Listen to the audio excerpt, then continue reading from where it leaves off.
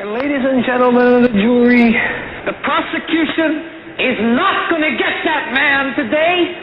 No, because I'm going to get him.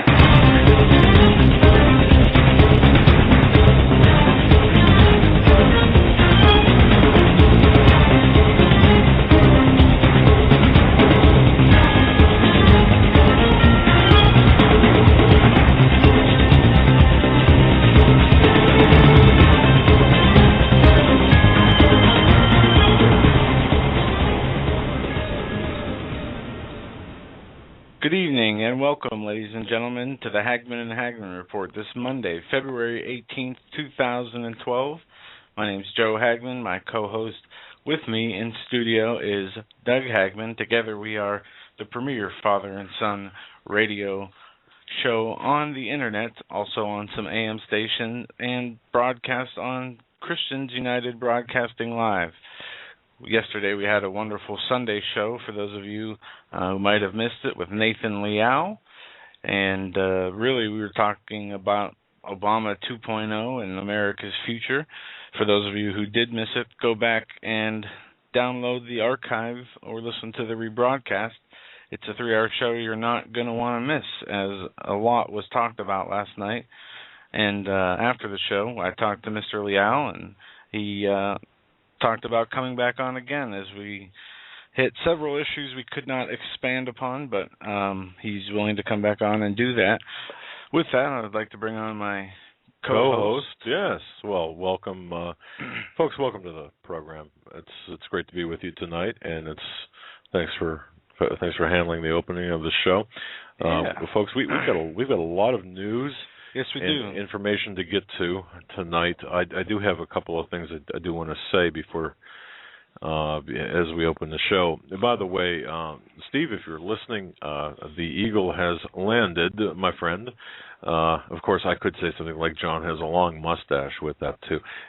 Followers of spy movies would know about that, but no, Steve. Thank you so much. In fact, I was going to contact you today, and I just did not have a chance. I just want to thank you very much for your wonderful gesture. Actually, it's something that one of our listeners, Steve, had done, and what a great guy.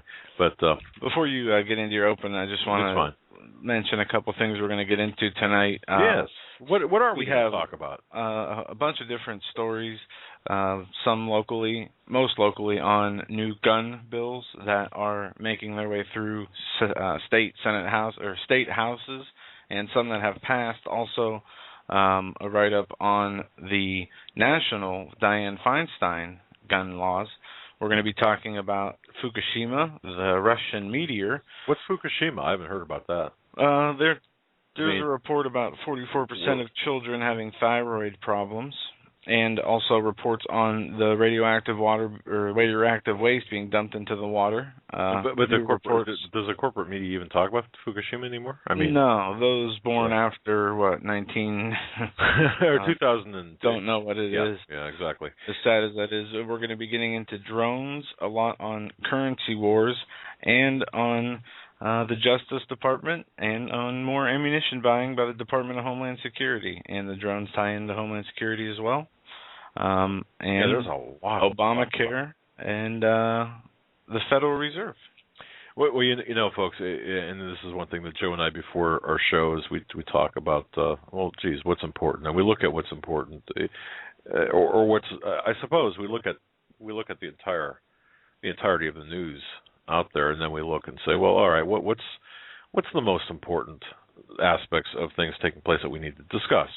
And a lot of times, the white noise of headlines just overflows and overshadows what's really, really important.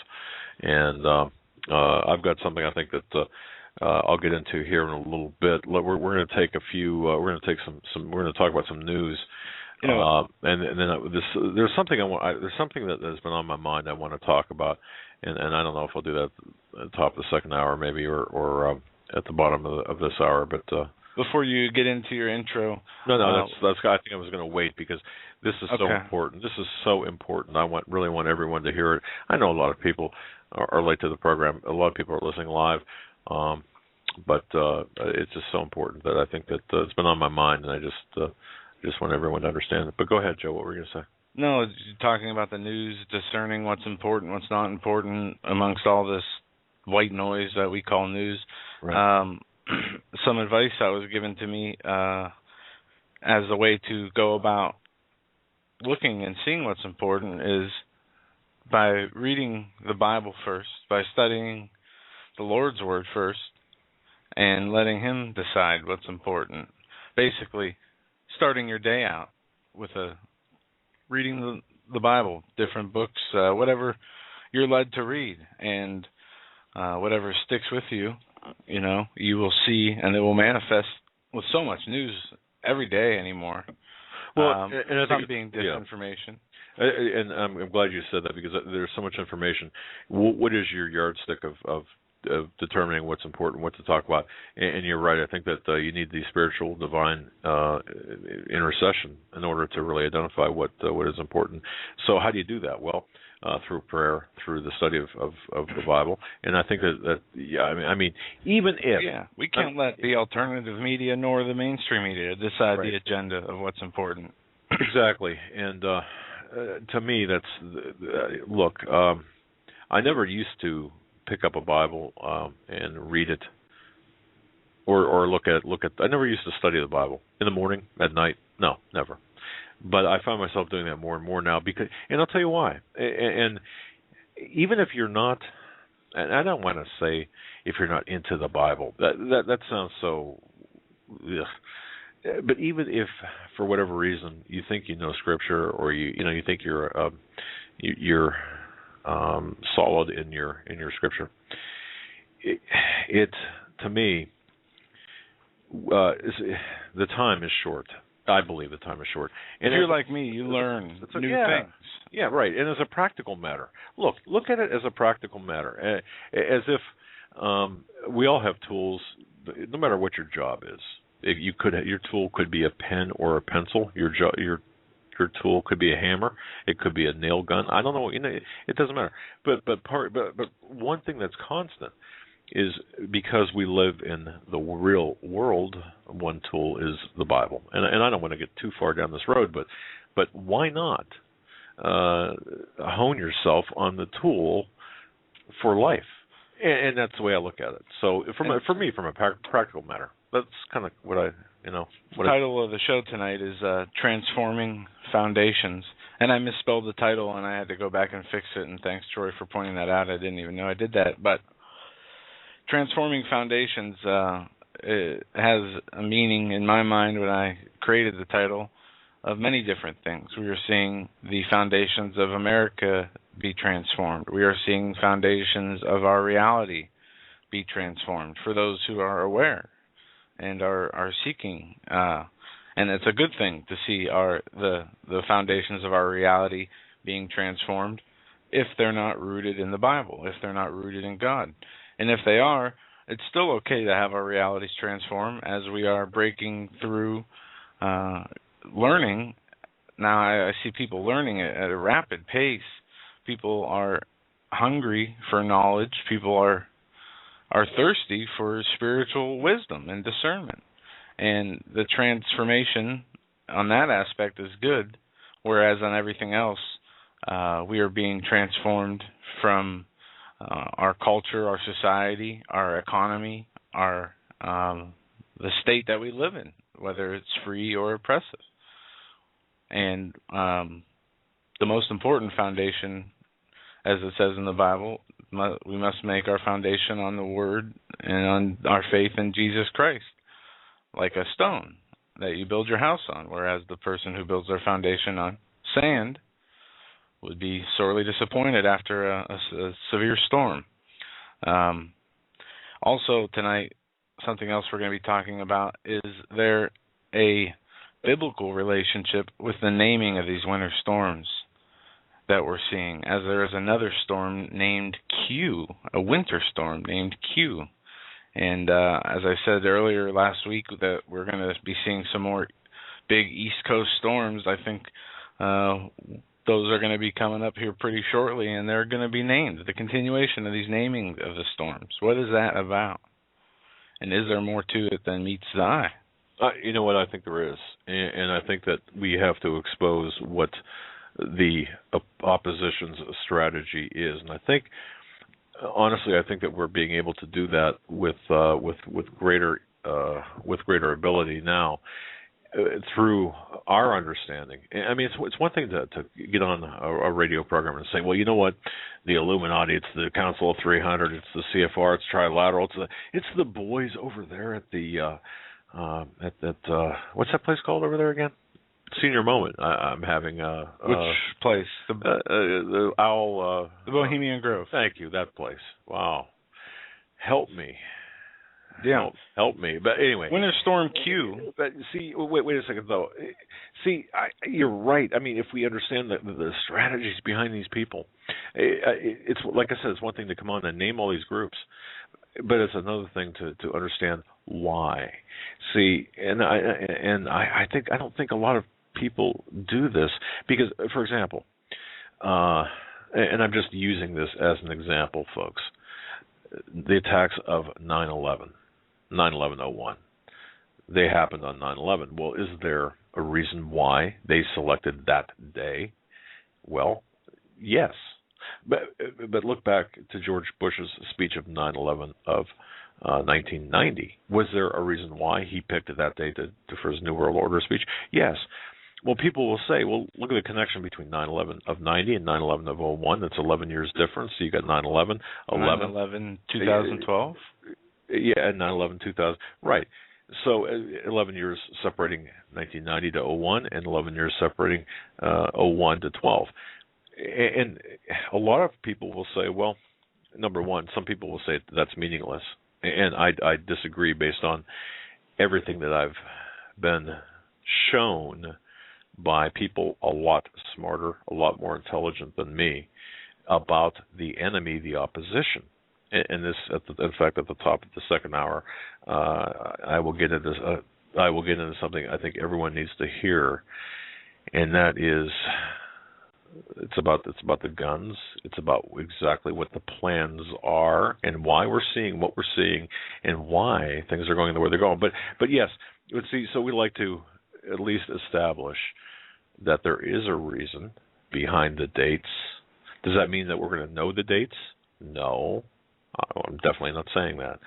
But we're going to know the reasons for the dates that are selected because we know, and that will help us identify the enemy. And you might say, well, we know who the enemy is. We know who these people are. Well, not really. We know who the real enemy is. At the very root, yes. But we don't know what form he'll take, But we don't know the disciples of the Antichrist, if that's what you're getting to, right? Or the right. the demonic people walking the streets of America and the streets of the world. We don't know. See, we don't know their capacity for what they can create in the physical, nor what they can do to us mentally and spiritually. Well, see, and this bothers me because I got an email. I got a lot of emails, but I got one in particular that said, what happened to you? And I'm just summarizing here. I'm not reading it, but basically this person says, what happened to you? I knew you 5 years, 6 years ago. And now you're insane. Essentially, yes. You've got, in fact, it was 2 paragraphs. And when I say paragraphs, maybe pages of how insane and how over the top I've gone. All right. And this is from a person I respected. And sounds like they have some discernment. I'm kidding. You're within reach, right? So, and I got to thinking about this, and I think a lot of people who are listening to this program, and once again, I want to say hello to the folks in the diner that I shall not name because you're closed, and I understand that, and God bless you for listening. And you missed a spot there on the grill. Right there. You got it. Okay.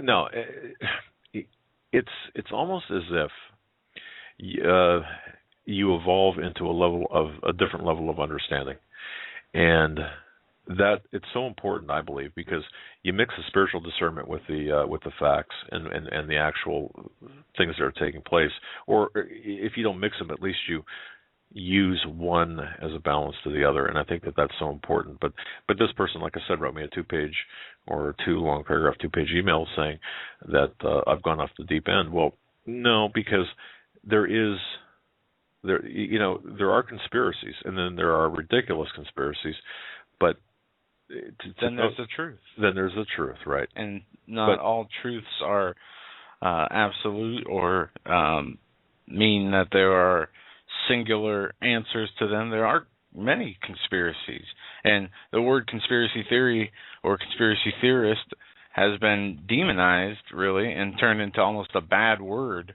Oh, he's a conspiracy theorist. Well, a lot of what is done in the world has been done through conspiracies. Right. I contend to say all of the major crimes, even if you believe the narrative of 9/11, it was a conspiracy because it involved more than one person. Exactly. And thank you for pointing that out. And by the way, speaking of 9/11, and I'm going all over the board here, but I did order, and I want to thank you, each and every. We're a listener-supported broadcast, and I want to thank everyone who has helped us and who continues to help us stay on the air and even grow. But also, I was able to order the book from Dr. Judy Wood, about 9/11. Where did the towers go? And let me tell you something, folks. This is written in a textbook fashion and presented in a textbook fashion. I mean, I have seen books. I've seen textbooks. I've paid for textbooks that had less information in it than this book. I've paid twice as much for those. But this is an actual textbook, if you will, minus the tests at the end of the chapters. Actually, there are a few questions and such at the end of the chapters. But the reason I'm glad you brought this up, because if you look at 9/11, 2001, those attacks being a hinge moment, then or a moment in time that changed the world as we know it today, then you should know about what the heck happened. And this book does it. So we're proud to have Dr. Judy Wood on the 26th. And but the bottom line is this: everything that we think we knew was true. There are things in there that there are events, there are people, there are things that have happened that are not true, and we can offer demonstrable proof to show that. Oh yeah, I mean, and we will. 9/11 Commission. We could build a case against that easily. I mean, sure. The information's out there. Anybody can find the answers for themselves, and it's not only that. It's what's in the 9/11 Commission. It's what's left out of the 9/11 Commission. Right. That's the most startling and damning evidence against these. Yeah, and I've got the documents, and Joe and I were working today on the resource library. We're getting that up to snuff. I think you'll be proud of that, folks, as a one-stop shop for all of your PDF needs for information. So, but the one report that was heavily redacted shows the redactions. At least you can get an idea, and if you have a conversation about that, let's say with your family, you can show them, look, here's Exhibit A, for example, of complicity and conspiracy with respect to the Saudi government. Well, that extends into the Bush administration, and as well as the Obama administration. Some of the same people we have in power today were in power back then. So, but anyway, and that answers a lot of questions. But before, look, we got so much news to cover. I'm not going to belabor that issue. I just want to read one real quick email I got from Sharon. I'm not going to give her last name, Sharon, so don't worry. Is this what you read earlier? Yeah, you. Okay. All right. I just want to say, Sharon, thank you very much for this, and this is why we, to me, this is why we are made, or this is why we're on the air. Dear Doug and Joe, I must tell you what you do for me. I am a child of Christ in a close walk with him. However, I have no contact with other people like me. I'm a bit of a homebody because I don't have much in common with most people. But every day I do have you and your callers whom I just love. You are my fellowship along with the whole cast of The Watchmen. Thank you so much for what you do. Love in Christ, is Sharon. And I just want to say thank you. And folks, I mean, it's nice to get emails like that. You don't have to send emails like that, but when I got that, I just thought, wow, how great is that? That's just God bless you, Sharon, and everyone like Sharon. God bless you. You know that you're part of our extended family. It's very uplifting. Right. All right. We're going to start with getting into some of this gun legislation that has popped up and that has been going around. First, there's a report from Russia Today. There is no logic to it. Experts slam new gun control bill. Congress is weighing a proposed ban on assault weapons introduced in hopes of curbing the spreading of epidemic of mass shootings in America. But the language of the law could still allow for a lot of heavy-duty firearms to legally be bought and sold.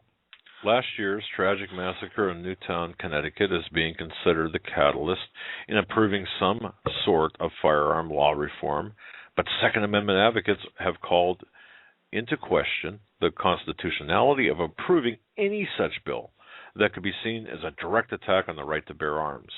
Yeah, and notice the language in the beginning, opening. The ban on assault weapons bill is being introduced in hopes of curbing the spreading of this mass epidemic. But if approved, Feinstein's proposal would ban the buying and selling of 157 specific firearms designed for the military and law enforcement to use.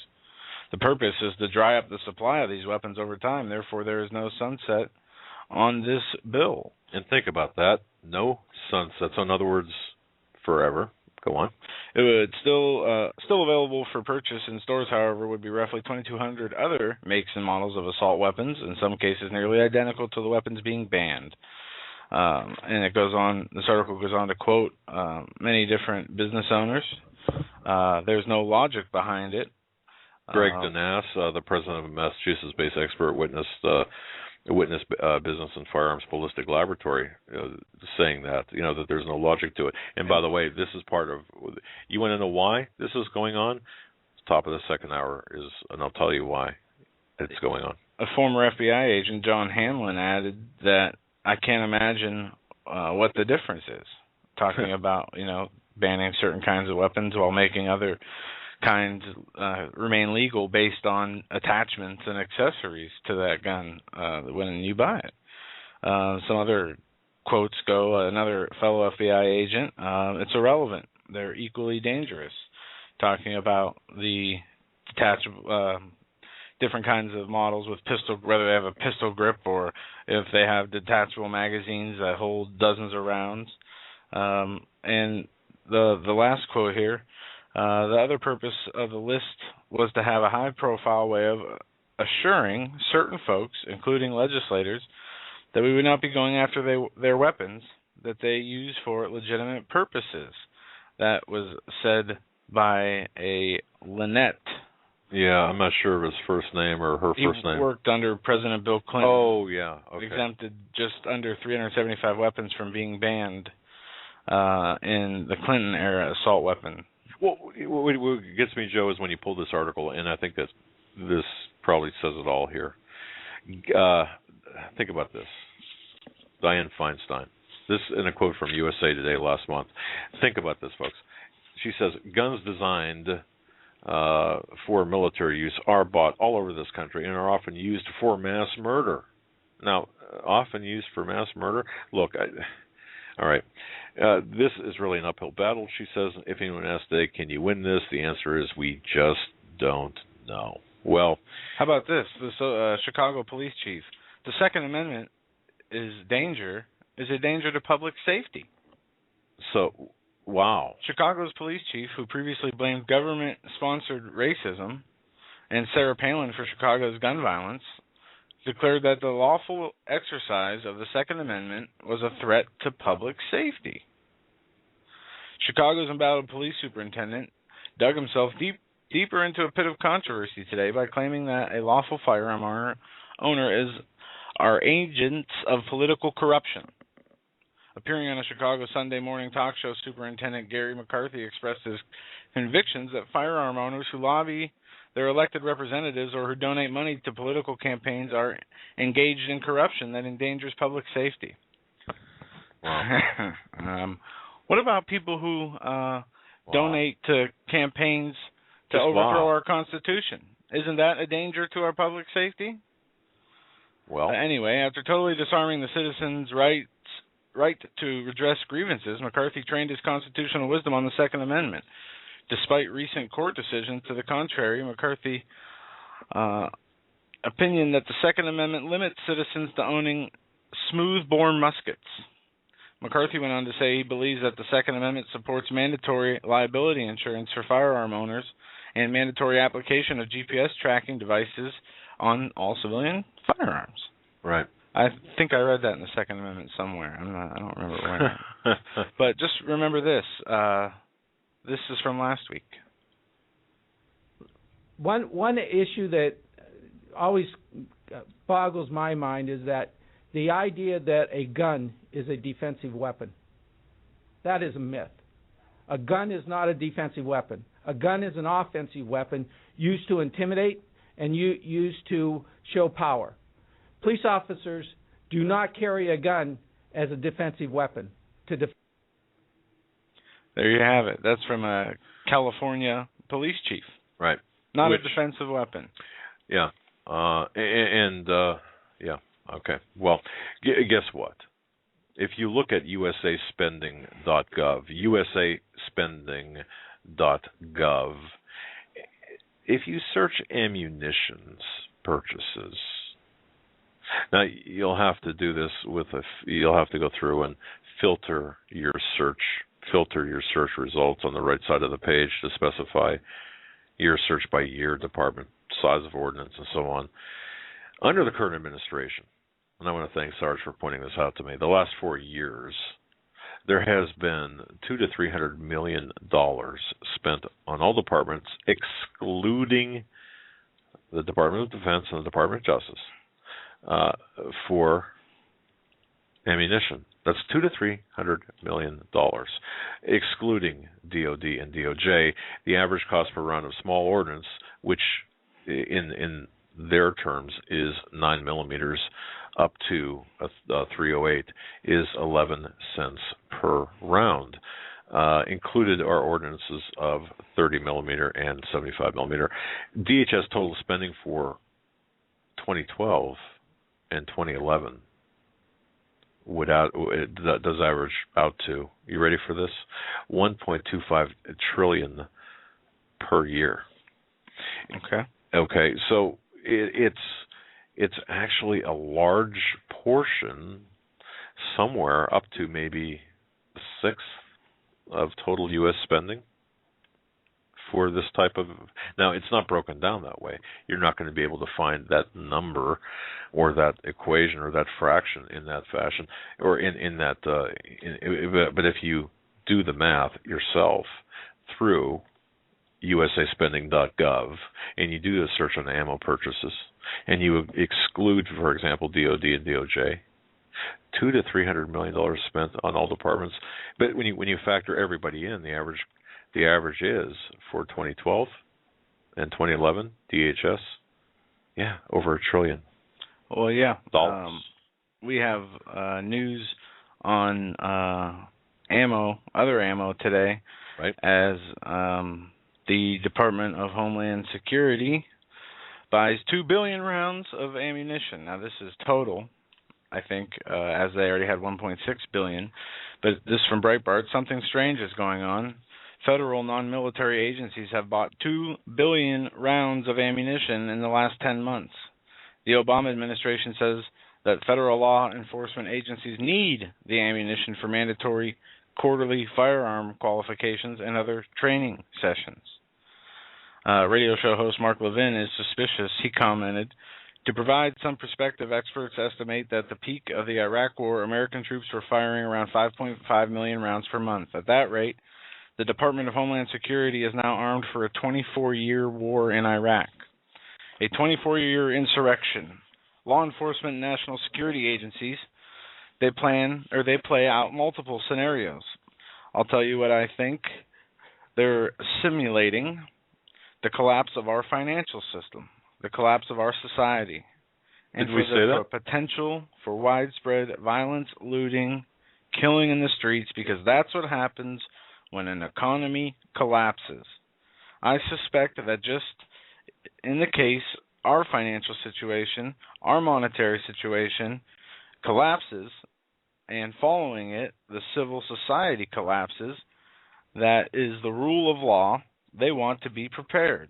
I know why the government's arming up. It's not because it's not because there's going to be an insurrection. It's because our society is unraveling. And also, we have out of Colorado, the Colorado House has approved a bill limiting magazine capacity.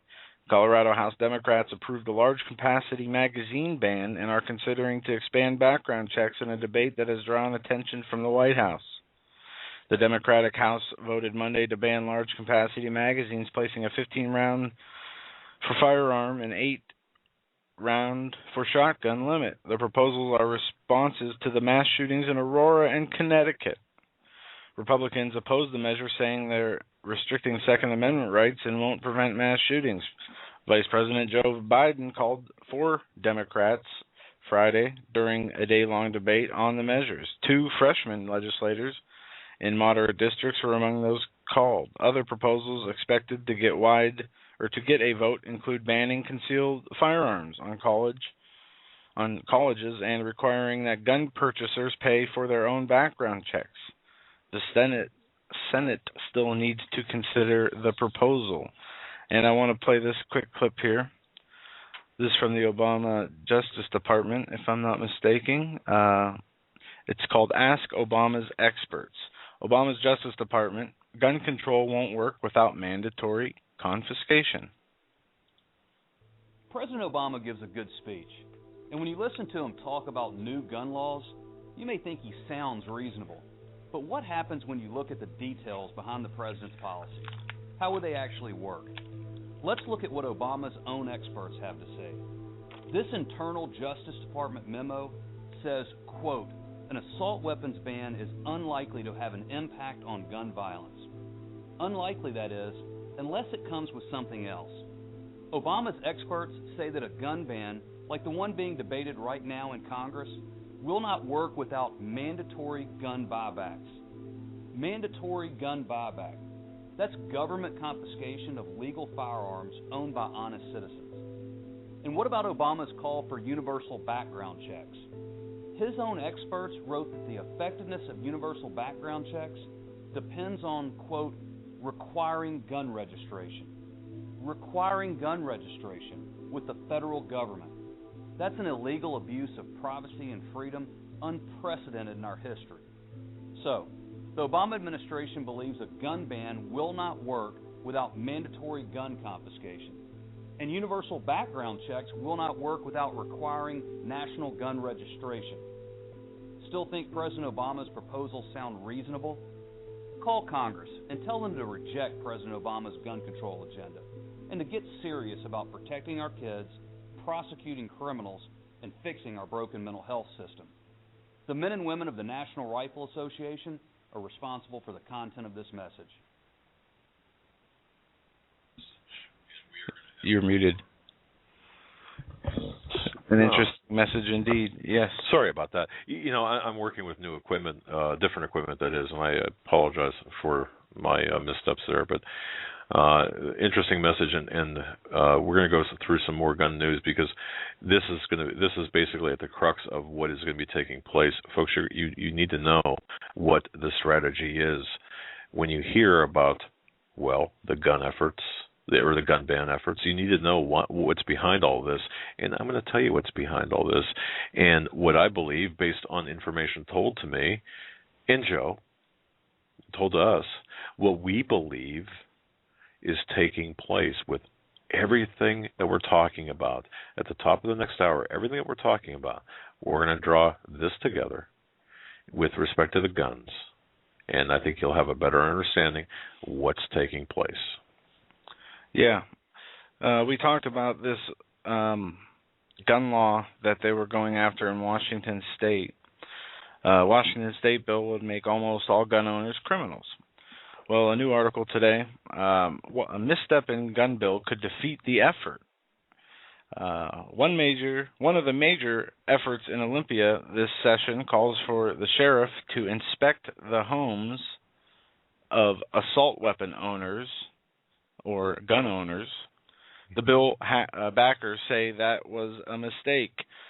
Forget police drones flying over your house. How about police coming inside once a year to have a look around? As Orwellian as that sounds, it isn't hypothetical. The notion of police home inspections was introduced in a bill last week in Olympia. That's part of one of the major gun control efforts that pains me. It seemed in recent weeks lawmakers might be headed towards some common sense regulation of gun sales, but then last week they went too far. By mistake, they claim, but still too far. I just want to say this.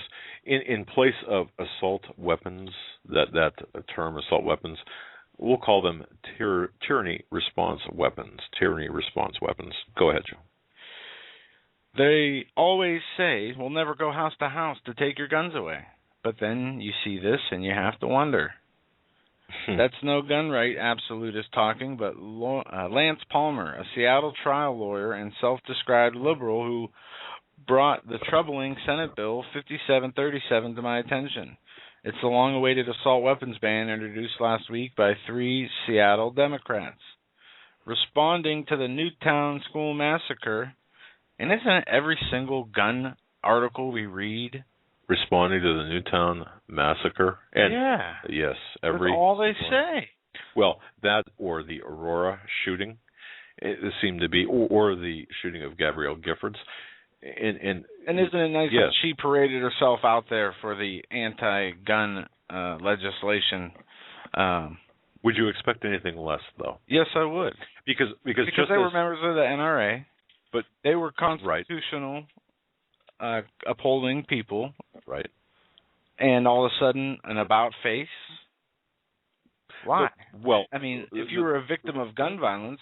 For the same reason that we see the Sandy Hook Children's Choir singing at the inauguration, the Super Bowl, and folks, imagine if somebody took Gabby Giffords, what she said, and turned it into a pro-gun ad, or that people were heckling her live, as the news did with the father of a Sandy Hook child who testified in front of a congressional or Senate hearing, right.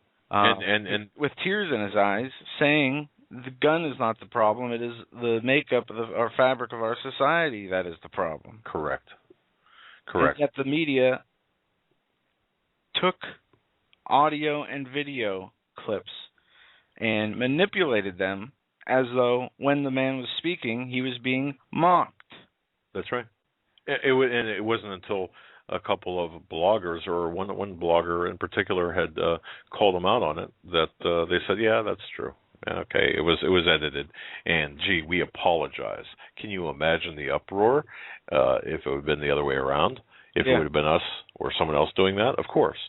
Now, in this Washington State bill, they are trying to ban the sale of semi-automatic weapons that use detachable ammunition magazines, which would be pretty much all of them.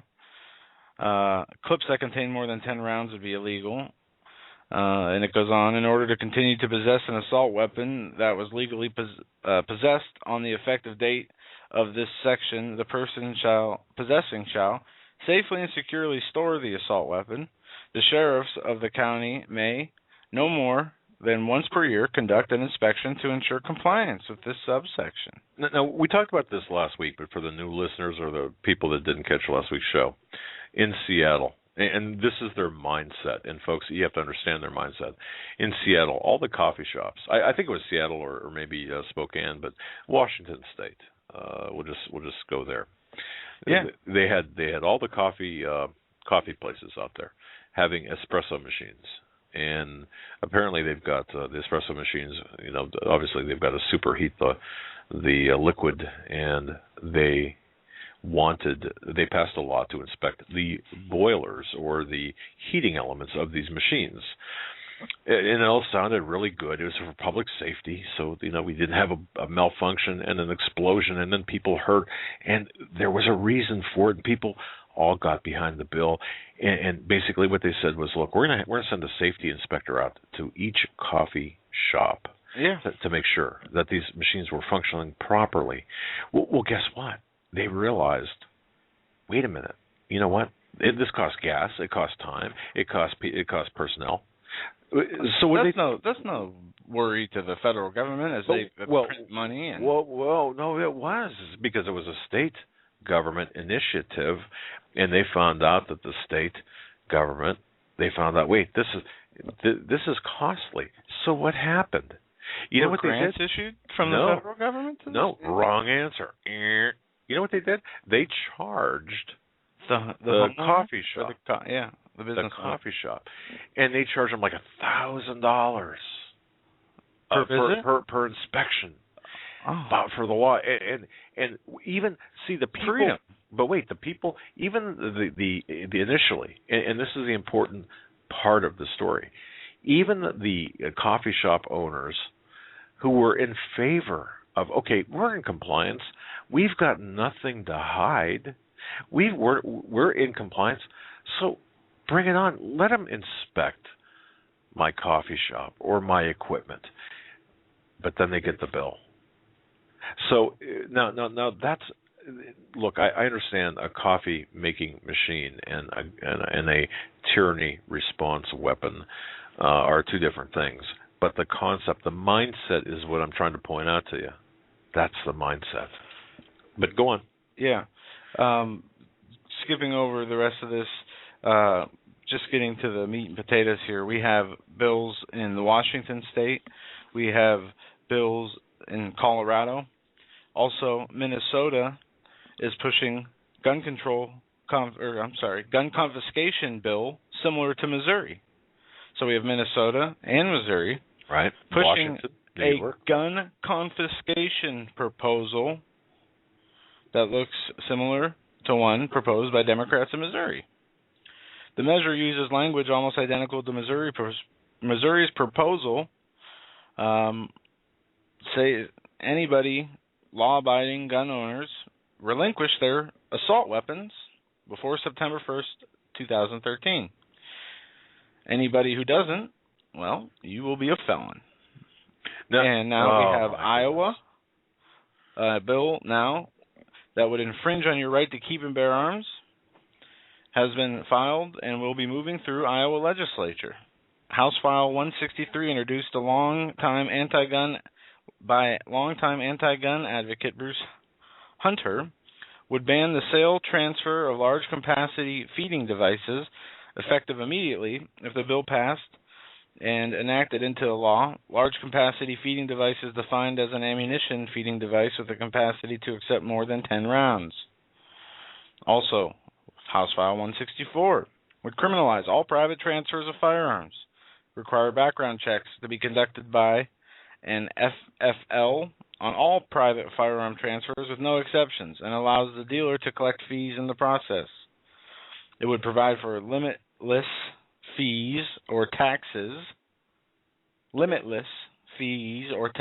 for transfers in order to fuel the erroneous bureaucratic process and allow the Department of Safety to create rules necessary on how to implement the system. Just another form of universal registration. Also, it would go on to ban or restrict types of ammunition used while hunting. And you get the idea. So we have Minnesota, Iowa, Missouri, New York, California, Chicago, Washington, New York City, already with strict gun control laws. And now we have the Department of Homeland Security continuing to purchase bullets, and now they have announced their plan for public safety drones. I don't know how many of you guys saw this, but the Department of Homeland Security is advancing its plan to use surveillance drones for public safety applications. It's always for public safety. It's always for the children. It's always for that purpose. It's anytime you hear public safety or for the children or for the environment, you better run, or the hairs on the back of your neck better stand up, because it's not about that. Don't you feel safer knowing that they will have thousands of spy drones in the sky? I mean, maybe if you could be on the street getting robbed and a spy drone could see you. Maybe you could be in a gun battle and a spy drone could be watching to send help. Yeah. That's unfortunately they haven't even done that for our own military. So you know, I know you brought this drone issue up, but before we move off the gun issue, and again at the top of the second hour, I'm going to provide the listeners with some information that both Joe and I came upon, and I think it's important to hear what the strategy is with respect to the gun issue, what the ultimate objective is here, because we heard again before moving to the drones, we heard from multiple states about their different initiatives, the laws that they're trying to enforce. Well, what's the deal with this in light of or in contrast with the federal initiatives? What's going to happen here? And we have, I believe, Joe and I, as the Hagmann report, I believe that we have been given the template. And so you don't want to miss the second hour. But before we move on to the drones, let me just say this. I don't know how much, I don't know if any of you have seen this. I believe it's recent. I believe like as recent as perhaps today, a New York peace officer on commitment and oath. I don't know how many peace officer? Peace, like police, but peace okay. officer, okay. Sheriff's deputy. Okay. And I'm not sure how many people have been to Saratoga County, New York. It's a beautiful place. Saratoga is very nice. Yeah, and I have to say that, of course, it's a center for the progressive mindset, but it's just beautiful country up there, and we've done our share of work. Yeah. You know, but anyway, there was a letter that was, and I'm not going to read the letter in its entirety, but I just want to bring it to your attention. In fact, it can be found on the Oath Keepers website. I've got to tell you, when I read this, and it's rather lengthy, like I said, I'm not going to read it, but except for a paragraph. I felt this is very interesting, and I think it plays right into what we're talking about. The letter starts out with, again, this is from, just to be sure, this is from David P. Jones, Deputy Sheriff of Saratoga County. And it really stands as an individual example of the character and honor held by many of the deputies of Saratoga County, New York, and it should be an example for others. Now, that sheriff's department, by the way, they've written its own statement opposing New York's Redcoat Governor Cuomo's SAFE Act. And I say Redcoat Governor because that's what he is. He's worse than a redcoat. Well, yes. I mean, he rushed through this legislation and forged into law this despicable skirting of the second legislative process, and of course they attack on the Second Amendment. But Oath Keepers salutes this sheriff's department. But listen to this real quick here. This deputy sheriff says this. I'm not one who seeks or intentionally brings attention to myself. I'm one who participates, but does so from the rear of the crowd. My articulation skills are lacking, and in a crowd I will often pronounce a word with error or stutter through a phrase. I have known the sheriff of Fulton County for some time now. I call Tom Laurie a friend. I understand and agree with his philosophy, and I'm motivated by his passion. I, if allowed, would like to stand next to Sheriff Laurie and do whatever I can to assist in the completion of this mission. I will stand in the shadows no more. And folks, this is what it's coming to. And again, top of the second hour, this is all part of it. But listen to that. I will stand in the shadows no more.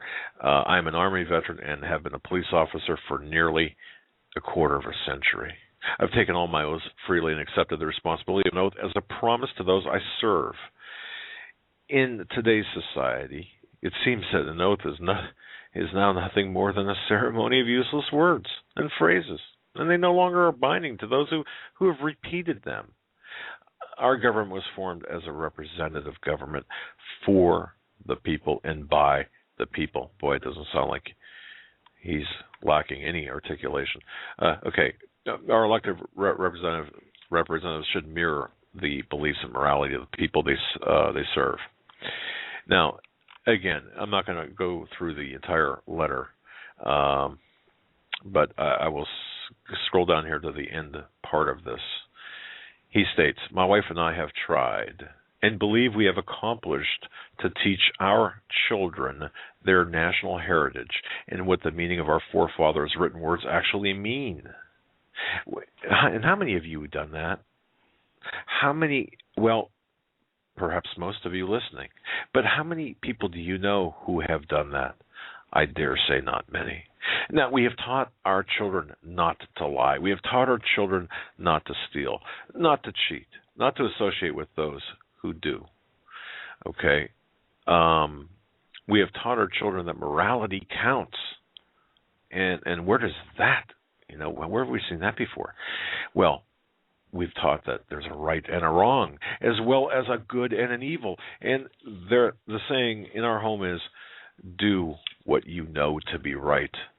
And when our children leave our home unaccompanied by an adult, they do that to the best of our knowledge. We are all hypocrites in one way or another, but we have taught and shown as examples our children that after we're gone, we will be only remembered for our character. And here's the last bit.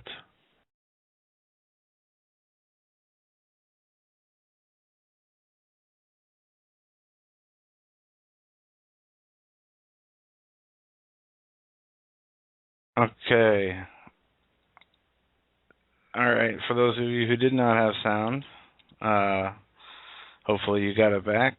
I don't know what happened. Can you hear us back? Can you hear us now? Sound is back. Okay. All right. And you were talking about something very important. I don't know if you want to start over, but I have an audio of Dr. Ben Carson talking about what he said at the prayer breakfast. Yes. And what leads him on a daily basis. So we're going to go to that when we come back. This is a 4-minute clip. It's very important to hear this clip and what this gentleman's saying. And we're going to come back from this and go to break, and then come back on the other side at the top of the hour and make sure everything's all right on our end of connections. So here is a quick audio of Mr. Carson on the Sunday Spotlight. Now time for our Sunday Spotlight, this week shining brightly on Dr. Ben Carson, one of the top pediatric neurosurgeons in the country, who made quite a splash with his recent appearance at the National Prayer Breakfast, where with President Obama at his side, he had some choice words on political correctness and even the flat tax. Listen. We've reached a point where people are afraid to actually talk about what they want to say because somebody might be offended. What about our taxation system? When I pick up my Bible, you know what I see? I see the fairest individual in the universe, God, and He's given us a system. It's called tithe. Now, we don't necessarily have to do it 10%, but it's principle. We're seeing the Wall Street Journal had a lead editorial saying, Ben Carson for president. Thank you for joining us. Well, thank you for having me. Typically, prayer breakfast speeches don't get this kind of attention. You've got more than 2 million views on YouTube of this speech. What do you make of this reaction? Well, I make of it the fact that before I gave that talk, I prayed and asked God to give me wisdom, what to say, what would resonate, what would be important. And, I don't think it was particularly political. Some people do. I know they do. But to be able to express an opinion about something that is problematic. I'm a physician. I like to diagnose things. And, I've diagnosed some pretty significant issues that I think a lot of people resonate with. And, I've just been kind of overwhelmed by the response, particularly a lot of older Americans who say they had given up on America. And, what we really need is to be able to tone down all the rhetoric and be able to discuss things. in a reasonable and rational way and come to conclusions rather than one side or the other side winning. If we can do that, I think there's real power in that. In your book, which came out more than a year ago, it was down quite a ways on Amazon. Now it's number 3 on the Amazon bestseller list. But I've got to tell you, I have never heard of somebody talking about the flat tax at a prayer breakfast. That was a pretty interesting. Well, you know, I prefer to refer to it as the proportional tax, because of course, you know, it comes from the concept of tithing. You know, if you make $1 gazillion, you pay $1 gazillion. If you make very little, you pay very little. But everybody contributes. What do you make of President Obama as a leader? I think he's a very talented politician. That sounds like faint praise. You obviously disagree with him. I mean, that was clear in your... There are a number of policies that I don't believe lead to the growth of our nation and don't lead to the elevation of our nation.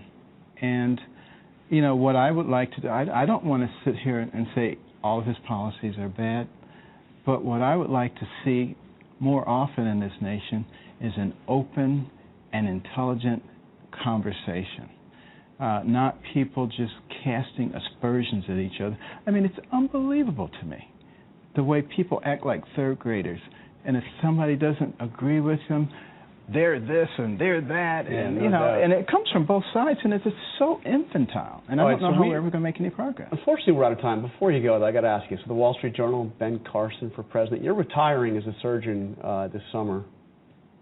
What do you make of it? Are you going to get into politics? It's not my intention to do that, but as I always say in every part of my life, I'll leave that up to God.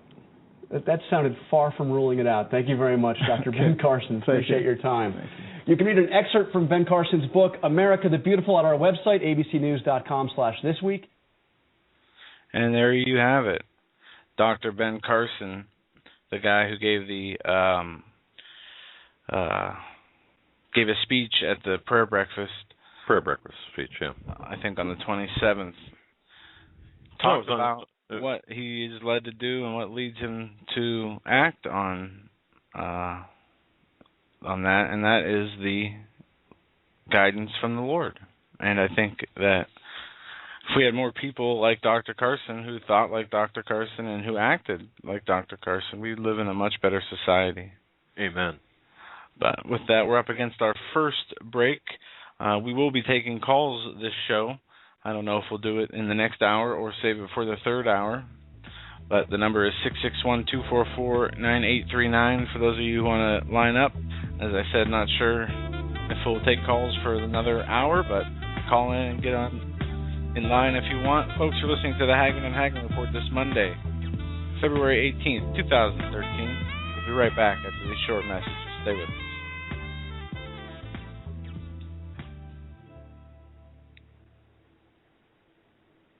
Hi folks, Doug Hagmann here. You might know me as the co-host from the Hagmann and Hagmann Report, or as a frequent guest on Coast to Coast AM with George Norrie. If you're like me, you're tired and confused over today's headlines. You just don't know where to turn for accurate, concise information about really what's going on. Truly, he's got a special for our listeners. If you don't know where to turn for accurate, well-researched, and properly vetted news, I've got a suggestion. Yeah, just got to chime in. It's a requirement. To add something. Bookmark Canada Free Press. That's CanadaFreePress.com on the internet. It's just not for Canada. It's for news across the world. Judy McLeod, tomorrow, if you get her early, put together a vast array of talented writers like Kelly O'Connell, Daniel Greenfield, Dr. Eilida Johnson-Powell, a lot of guest columnists, very talented writers. I'm not. Folks, Hi, that's guys. Canada Free Press at CanadaFreePress.com. Now mobile friendly. Follow on Facebook, because without America, there is no free world. You better wake up fast and listen to this, America. The Obama campaign has launched attack squads disguised as truth teams dedicated to intimidating and silencing all political dissent carried over the internet that criticizes the Marxist Obama. Truth Squad specifically focused on covering up Obama's endless trail of lies, corruption, and subversion, and using the Gestapo power of our own government to police and censor the Internet and shut down websites that dare to carry the real truth about Obama's Marxist coup. Remember the names of these Gestapo-style agencies at work right there in your neighborhood. KeepingHisWord.com, KeepingGOPHonest.com, and AttackWatch.com. KGB, SS, and Gestapo-style police-state gangster organizations at work to silence the important voices of patriot dissent, some of which have already been shut down by Obama's orders. Adolf Hitler would have been proud. We're the 21st century Tea Party patriots.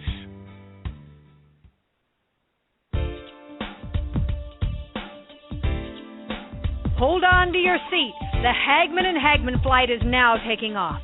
Doug and Joe Hagmann have cleared the runway of TSA agents, jihadists, political crackpots, and global elitists. Now get ready for some real news.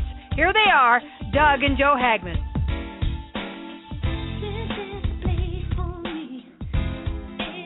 Well, oh my goodness. All right, I'll bring us back then. I'm good. I'm ready to go right now.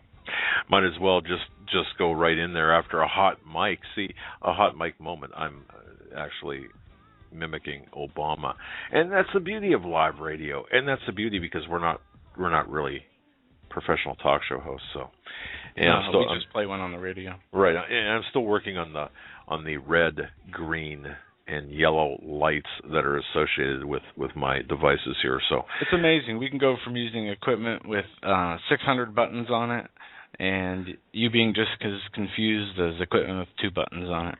Well, have pity on me. I got to tell you, and I don't know how many people have done. I'm sure, folks, you understand. This morning, woke up, and I got to tell you, I was chilly, a little chillier than normal, waking up at 4 a.m. and I realized that there was a problem. We had no heat, and no heat in the house at all. And I thought, wow, it's cold, nippy in here, and looked, and the furnace was DOA. It wasn't running, so I did what every normal man of the house would do, and that's to start breaking up our wood furniture and starting a fire in the middle of the living room and warming up the house. No, I didn't really do that, but so it was really kind of a bad day after. It was a long night last night, and then this morning, with the 4 in the morning with no heat, and I think it was like 52 degrees inside my house, and had to chip off the ice off of my nose. But I got to tell you, it was quite the adventure. So, and of course, you call up the furnace guy, and a service call now. Service calls? I was thinking, I don't know, $40. Yeah, that must have been like 1980. Hey, what? Well, what did we say last week? You have furnace problems. It means it's a good thing. At least you have a furnace. That's right. That's right. And you don't sleep in your car like you make me do. So. Well, but you know what? You make a good point there because praise God for the. How many people don't have furnaces? How many people don't have homes? How many people are living in their cars? How many people we have?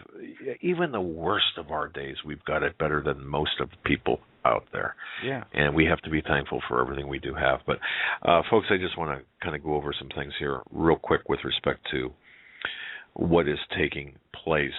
Because I had contacted one intelligence source I really, really, really trust. And I said, can you explain to Joe and I something? When we see the federal government doing things, attempting to pass laws that aren't going to pass about gun control, then we see the states coming in, and it's everyone is attempting to ban guns, but they're doing it with different initiatives from different sides, different angles, different people. Turn in your guns for a gift card or some chocolates or some food, or turn in your guns or get arrested. We'll have the cops come to your house. Yeah. It's so our questions, please tell us what you think is taking place here, or what you think the ultimate objective is, because we're seeing a lot of parallel initiatives. Are we not, folks? Are we not seeing a lot of parallel initiatives right now taking place? I think we are. With the states, different, same agendas, just different people, different areas of the country. Well, my question was, what do you see taking place here? I mean, we know the end game scenario. We know what the opposition, the people who want to hurt us into this wood chipper, we know what they want to do. Basically. They want us gone, and they want the resources. But okay, folks. So here's where I'm going to ask you, or invoke, or ask that you use your mental mind picture here. Imagine a golf course, if you will. A perfectly green, well-manicured golf course that for some reason the groundskeeper didn't have with the weed control application done that spring.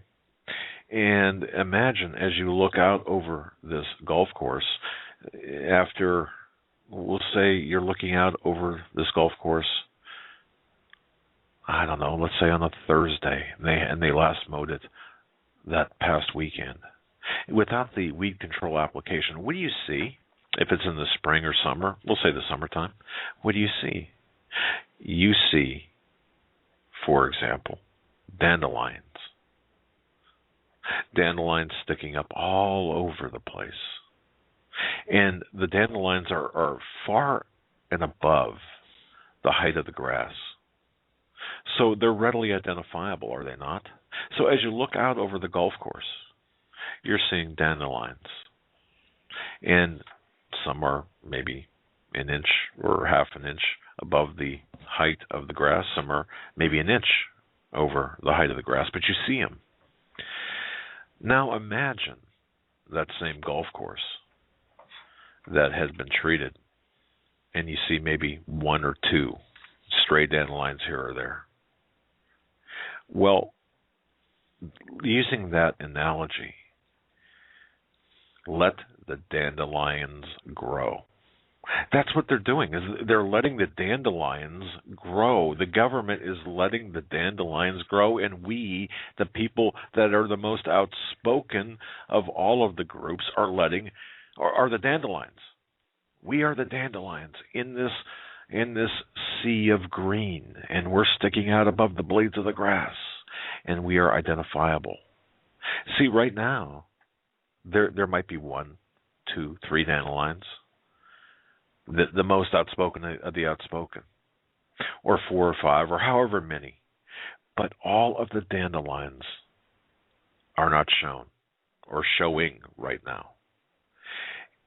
So wait for a season until all of the dandelions are above the grass. And that way, you can mow them all down at the same time when you cut the grass.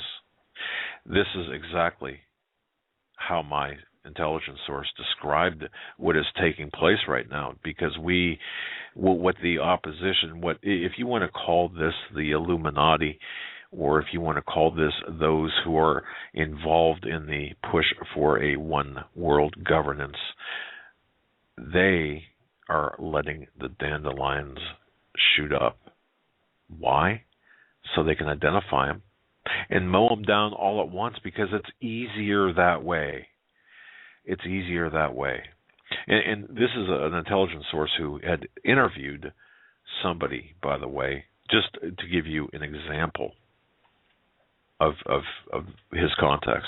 Interviewed somebody who had massacred people in a village with a machete, but yet had arms, guns, a long weapon, if you will, on him. And the question was posed, why did you use a machete as opposed to a long gun? Or, why did you use a machete instead of your AK-47? He replied that, didn't want to waste the bullets, and after all, a machete doesn't cost very much. I mean, the machete's already paid for, so that there's no expense. Think about that mentality.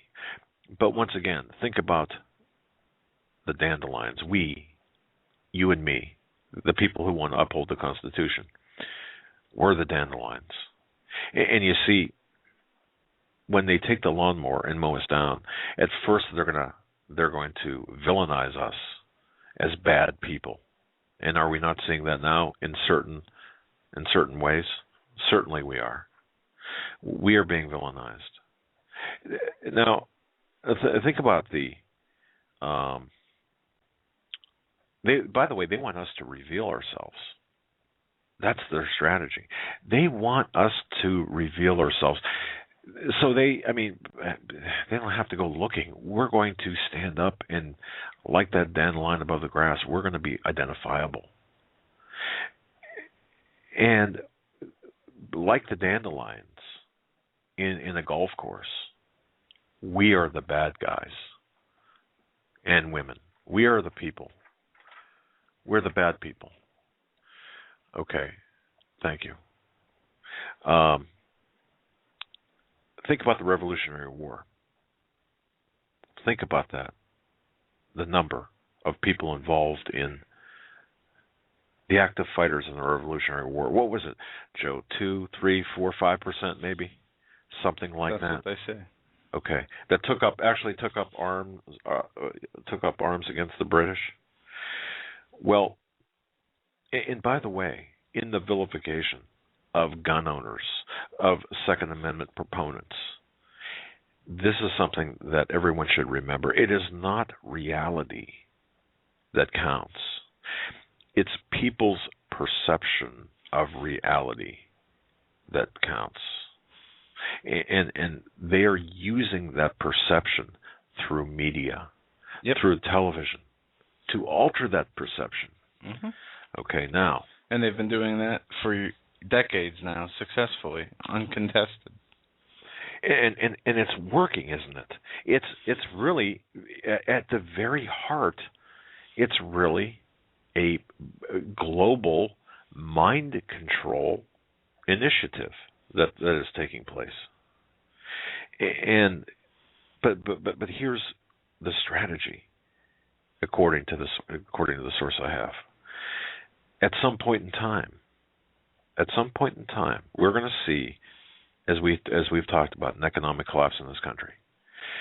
But before we do, or perhaps concurrent with that economic collapse, and part of the villainization process of gun owners, of proponents of Second Amendments, and we had, in fact, my DHS source had alluded to this last year, that in fact it was copied or mentioned by a congressman or a state congressman from Tennessee and made all the rounds, and it was just incredible. But think about this.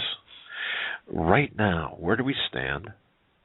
We had the Aurora shooting, which is just rife with questions and inconsistencies. We have Sandy Hook, where that's full of questions, and the evidence is being withheld from the American people. Again, it's because it's for the children, to keep them. I mean, it's of course, but there is a big, giant button, a reset button, if you will, or an activation button that we have yet to see pushed, and that activation button will very possibly be, and listen carefully, very possibly be an event that will blow Sandy Hook out of the water, blow Aurora out of the water, blow all the totality of mass shootings out of the water. And it might not be a mass shooting. No, it won't be a mass shooting. It might not be a economic collapse. It could be... Well, not this, but go on. It could be something to the extent of which we have never seen before, nor would we understand when we see it. Or... Right. There are many plans out there, as you say, contingency plans upon contingency plans. Now, anything from an EMP, which would cut off communications between people, it could be in the USA, it could be in North America, it could be across the world. We could see what Tom Horn talks about, a fake alien threat. Ronald Reagan talked about it at the UN. They have plans. The Defense Department, the Vatican, from all governments have plans to fight some kind of extraterrestrial threat, or at least they have announced these plans and budgets for the defense purposes of these plans. Well, see, now you heard the same information I heard from the intelligence source that we're talking about, and you're right. But see, that's going to be brought out after an event that will overshadow everything we've seen to this point. Now, folks, think about what kind of event involving a gun, an assault weapon, or a rifle, in their terms, assault rifle, in their terms, not ours, that would cause the nation, if not the world, to be an uproar, to change the minds of many, and also to villainize the people who would adhere to the Constitution. What event could possibly do that? Any ideas? Well, it could be natural. It could be man-made. It could be along the lines of a political false flag to a political assassination, to a attempted assassination. There are many ways, and I know which one you were talking about from the hints you just gave. And one of those was what you were talking about, a attempted political assassination or coup. Now, we all know. But wait a second, though. We all know the devil, will use a human. And if we look at Scripture, I think this is backed up in Scripture. Don't ask me to quote it, but Satan will use a human being, and when they're done with that human being, cast them aside. When that person has fulfilled all that the devil needs that person to do, it's over. Done. Now think about what would happen. And in this case, I am throwing this onto the table. Think about what would happen if one of our most highly revered elected officials, whether a false flag or something real, Kennedy and the attempt on Ronald Reagan in 1981. I mean, think about that. In this environment. Now, in that context, between now and then, they know who the dandelions are. They know who to vilify. They know who to say, look, it's because of you and you and you and you that the love of your guns has caused this. This is why this happened.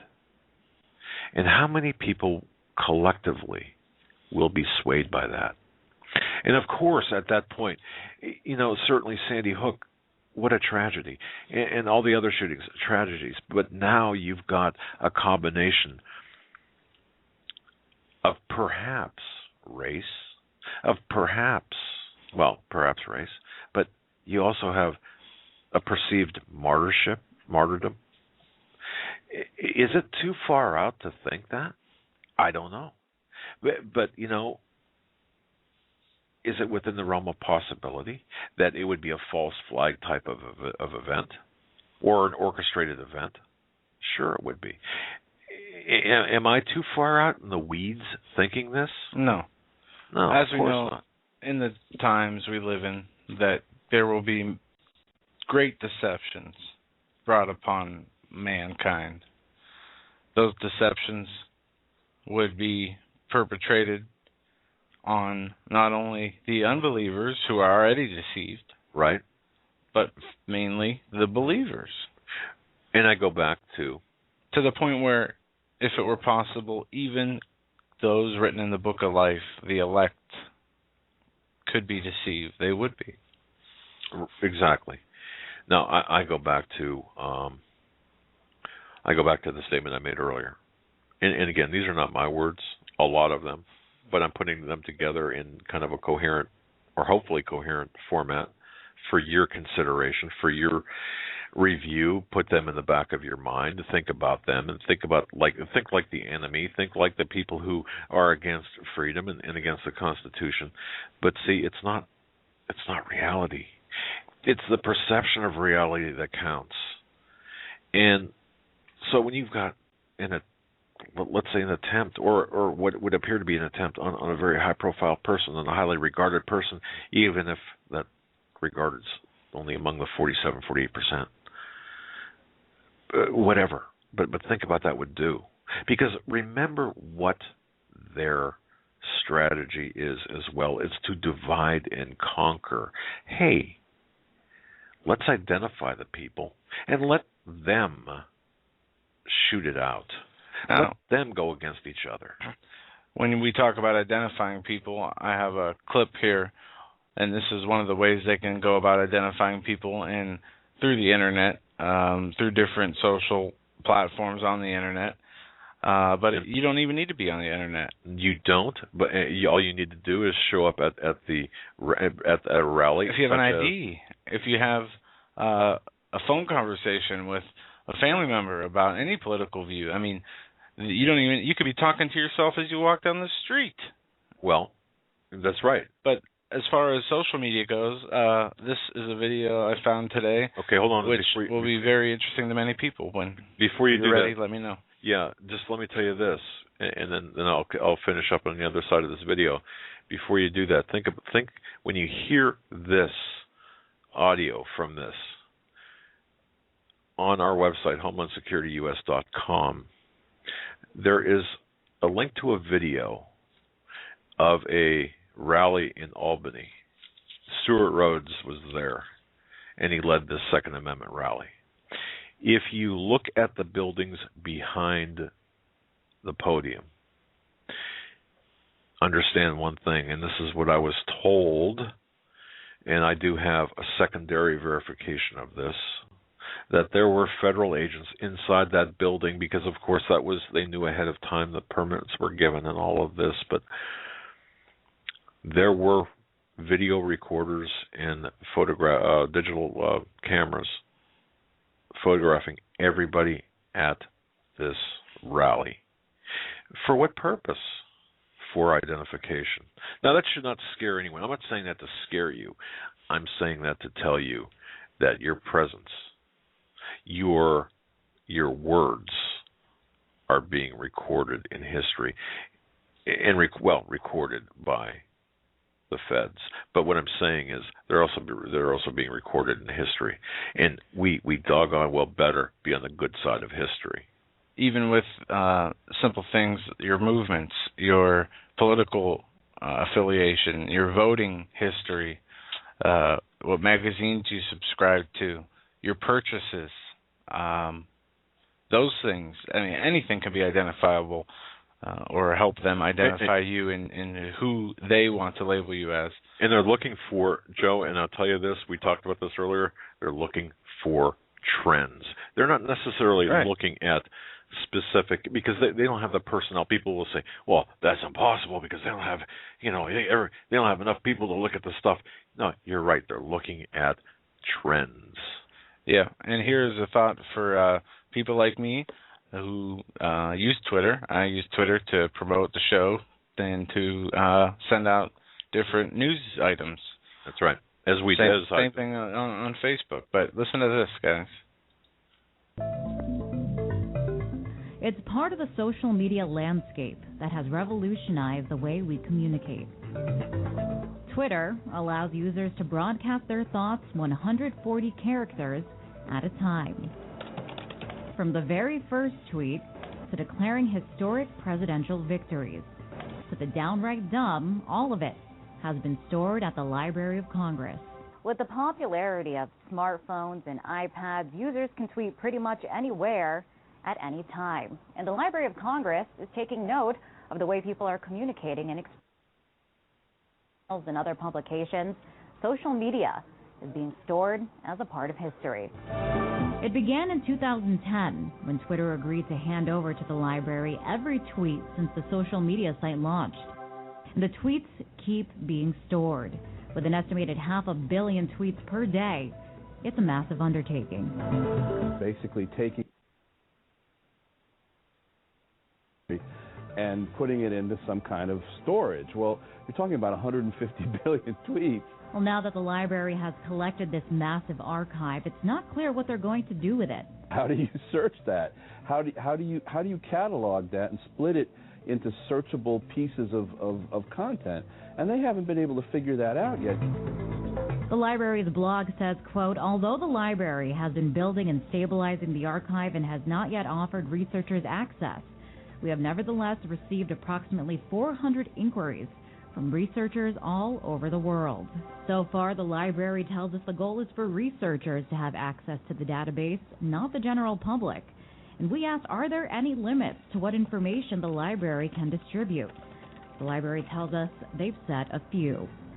No tweets newer than 6 months old will be handed over to researchers, and the tweets can't be used for commercial purposes, and researchers can't make a big chunk of tweets available for downloading on their website. Still, questions remain. If you delete a tweet, does the library still store it? And how easily can law enforcement obtain your tweets? And if people are worried about privacy, I'm pretty sure the NSA and Homeland Security has already combed through a lot of this stuff.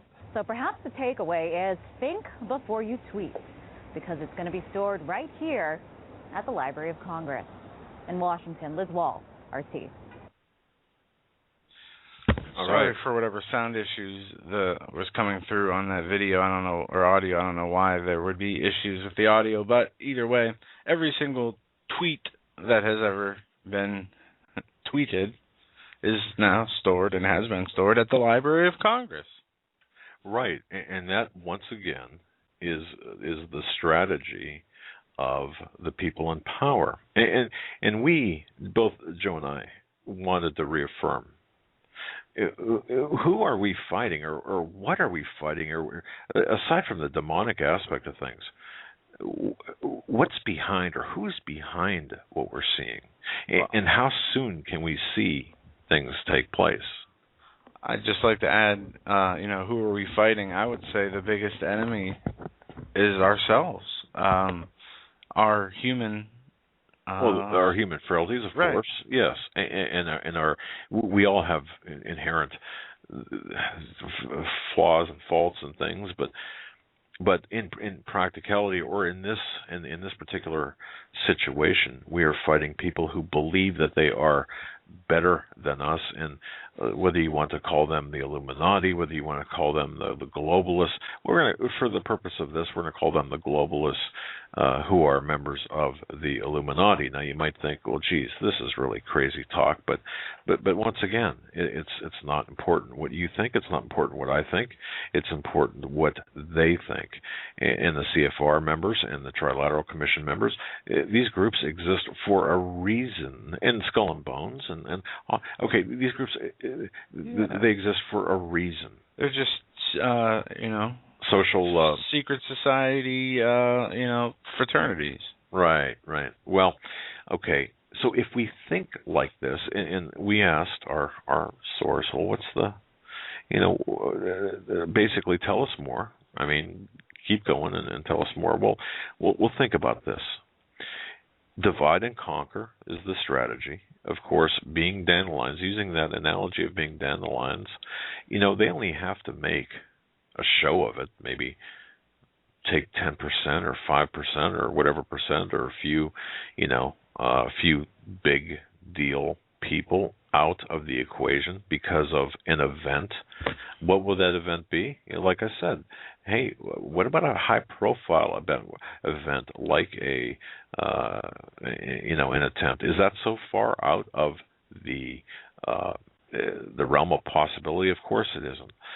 Okay, now comes the who and the when and the other parts of this, and this is something through research, investigation, and really talking with individuals who have this knowledge, to take our country out of the equation. Biblically, they would have to, of course, they can't do it militarily. So where are we the most vulnerable? The economic side of things. And have you noticed how many people now are coming around and saying, hey, wait, you know what? We can default. We can go bankrupt. We can be wiped out. The dollar can be wiped out. And as we said before, what's backing the dollar? Well, it's not gold. It's not silver. It's not it's not soybeans. It's the free flow of oil. And isn't it interesting that we are, by proxy, fighting a war in Syria? Well, no, we're not. What's the timeline on this? Well, yeah. That war there's no declared war. But what's the timeline on this? And again, what's the timeline in terms of their timeline, not ours? What's their perception of time? Well, if you think about this, the strategy, if you are a member of the Illuminati, for example, what year is it? Do you know what year it is if you're a member of the Illuminati right now? There are 12 years behind us, and by the way, they figure their calendar. The most occult or the most adherent to the Illuminist thought process, it's actually, their New Year is actually April 1st, April Fool's Day. That's their New Year. So right now we are, if you were, a member of this globalist Illuminati group, it would be the year 2000, and of course April 1st marks the year 2001. Wow. Well, remember Arthur C. Clarke's 2001: A Space Odyssey? Anyway, they're laughing at us. The people that really power brokers are laughing at us. Well, if the new year is the 1st of April, if their new year in their mind is the 1st of April, so what does that mean? Well, they go by certain dates that are meaningful to them. Remember earlier in the program, 9/11 and all that? The new year is important to them, but so is the run-up to the new year.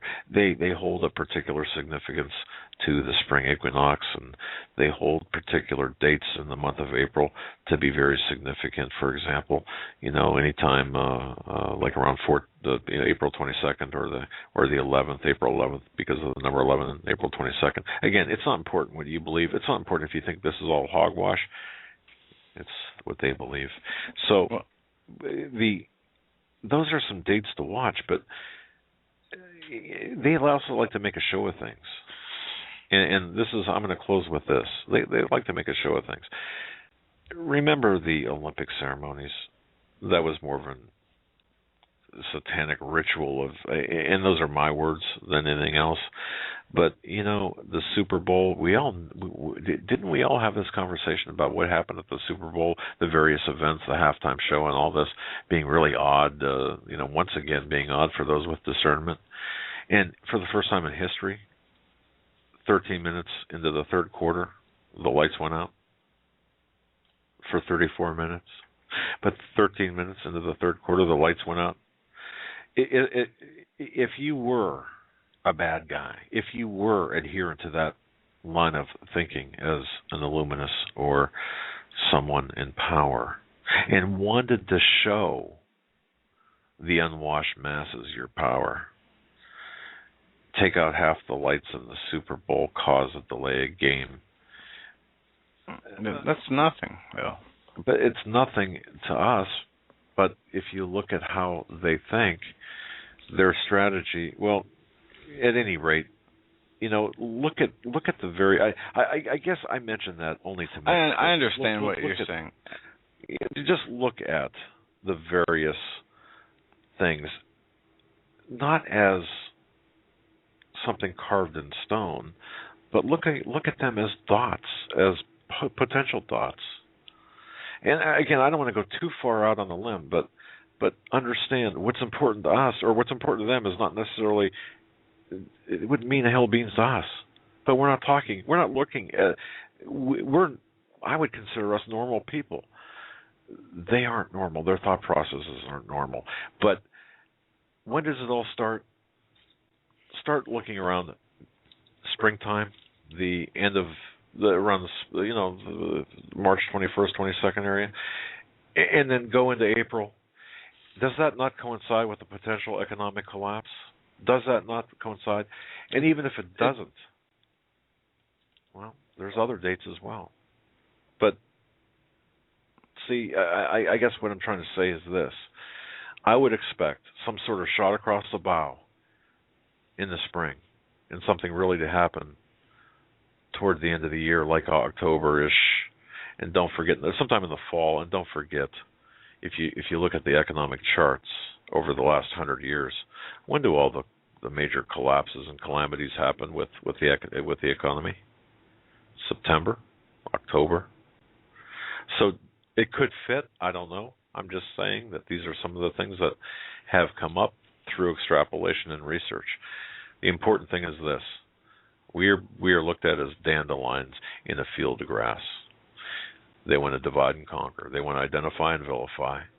And they want to set brother against brother. And that was part of the Super Bowl thing, too. Brother against brother. Was it not? Nathan talked about that last night. Yeah, he mentioned that. All right. So, again, without going too far out, and we could examine this for a long time, I would just want to bring it back by saying this. Look at us as dandelions. Look at it from that perspective. And look at the fact that they want to make an example. They want to vilify and make an example out of some of us. They want us to fight amongst ourselves against the backdrop of an economic collapse. And that, folks, to me, is... Oh, and also throw in that big red potential reset action button as well to advance the gun ban agenda. As it was explained to us, perhaps not as eloquently, that's what we're witnessing right now. State versus state, brother against brother, divide and conquer. And the agenda does come up. And don't forget, 500 million people. That's their stated agenda. That's how many people they want on this earth. Depopulation. That's just, again, I just thought I'd mention that. I think it's important for us to understand that. I don't want to go too far, anymore. No. But Joe, you heard it too. So. Yeah, and a few things I want to say on that is, and as it is important to understand the enemy's way of thinking, as it is important to understand why they do what they do in certain cases, and it does help us discern the times we are in. We need to be concerned about the Lord's timeline. We know these things are going to happen. There's nothing new under the sun. As I learned today about Nimrod, and I was talking with somebody earlier, and some of the things he carried out upon his people. It says in Nimrod's day, the unprecedented control he had, and he conquered everything around him. His military might and skill were complemented by his industrial strength, political savvy, and architectural and ecclesiastical genius. Right. This man was prepared for the call on his life, which is to supply the children of Adam from Cain's lineage with an alternative culture and religion from the one they inherited from their father and his father. It goes on to talk about the tyranny, the injection of sexual rituals and idolatry into the mainstream culture, defiling everything that is good in the name of God. This is the spirit we're seeing today. And going back to the deception that we will see and what form it will take, Jesus said this: if thou canst believe, all things are possible to him that do believe it. And when I say that in that context, what I mean is don't discredit anything before considering it and taking it to prayer. The people who say, when we mention the word alien invasion, that's not possible. Well, when you think about the context of aliens being either one of two things, angelic, heavenly, or demonic or evil, we can't put a cap on what might happen. We can't put a cap on the spirit of the Antichrist, which is ruling the world, trying to establish himself as the Most High God, trying to mimic what God has done. So knowing that the devil and the deceptions will be great during this time, that the devil or the culture of evil is and has increased on this earth, and the devil's intention to place himself as the Most High. But see, what must be done? What must be done before that, though? What, and this is where the speculation comes in, and you can go through timelines and events, and that's something we definitely have to look at through what is going on in the world. But we know the game plan. We know the ending of the game. If we were going to place bets in Las Vegas as to who wins this fight. Well, certainly good prevails. We know that. Correct. So, knowing good prevails, knowing that we need to be spiritually set, having a perfect heart and love for the Lord, which will cast out all your fear, knowing that there will come times of severe trouble, persecution, famine. But wait, because you said something here earlier, and I want to address this, because you were talking about you did mention pedophilia and other sexual these perversions of what's normal, and we're seeing this about Nimrod, who is the first and the oldest, the leader of the oldest cities of the world. Yes, he injected ritual sexuality, idolatry, and things, whole pollutions of sin. Sure, but here's my point with this, and please understand, folks, understand this, because what are we seeing right now with the Vatican? Okay, because this draws the Vatican into this. We're seeing all sorts of allegations of pedophilia, of sexual perversity that has soaked into the Vatican, and what's taking place right now because of that. Now you're seeing an entire faith, the Roman Catholic faith, being absolutely sullied by these allegations of what? A few men? That would be like condemning Christianity for the sins of a few men at the top of the Catholic Church or the Protestant Church. And therein lies the strategy, because what the people at the top, what our enemies are attempting to do, is to destroy all Christian faith or Christian religions. You're talking about Roman Catholicism, you're talking about the Protestants, because all they have to do. None of us are perfect. No, but see, none of us have the perfect practice of complete. None of us have complete righteousness in our life. Of course not. And if you do, that's awesome. But hopefully, all of us are working as hard as we can towards that goal, because that is what we are supposed to do. But what we're talking about now are these corruption scandals, these governments of evil, like American government is looked upon around the world as all of American are bad when it's our government.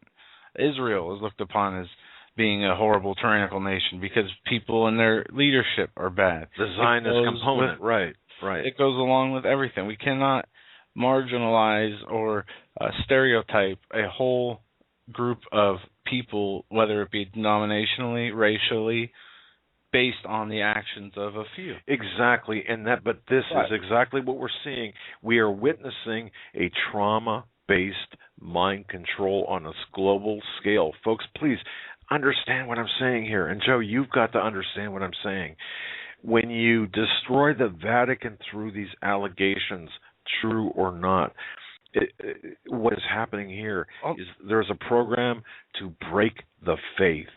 There's a program, and it's being done through trauma-based mind control on a global scale. And I understand that. But anybody whose faith would be broken because of the actions of another person does not have a sound faith that they have established to begin with. But that doesn't mean that that doesn't, and here, now this is a family table dinner discussion. That doesn't mean that we can't bring this to light, because maybe someone listening to this broadcast, a light will go off and say, wait a minute, that's right.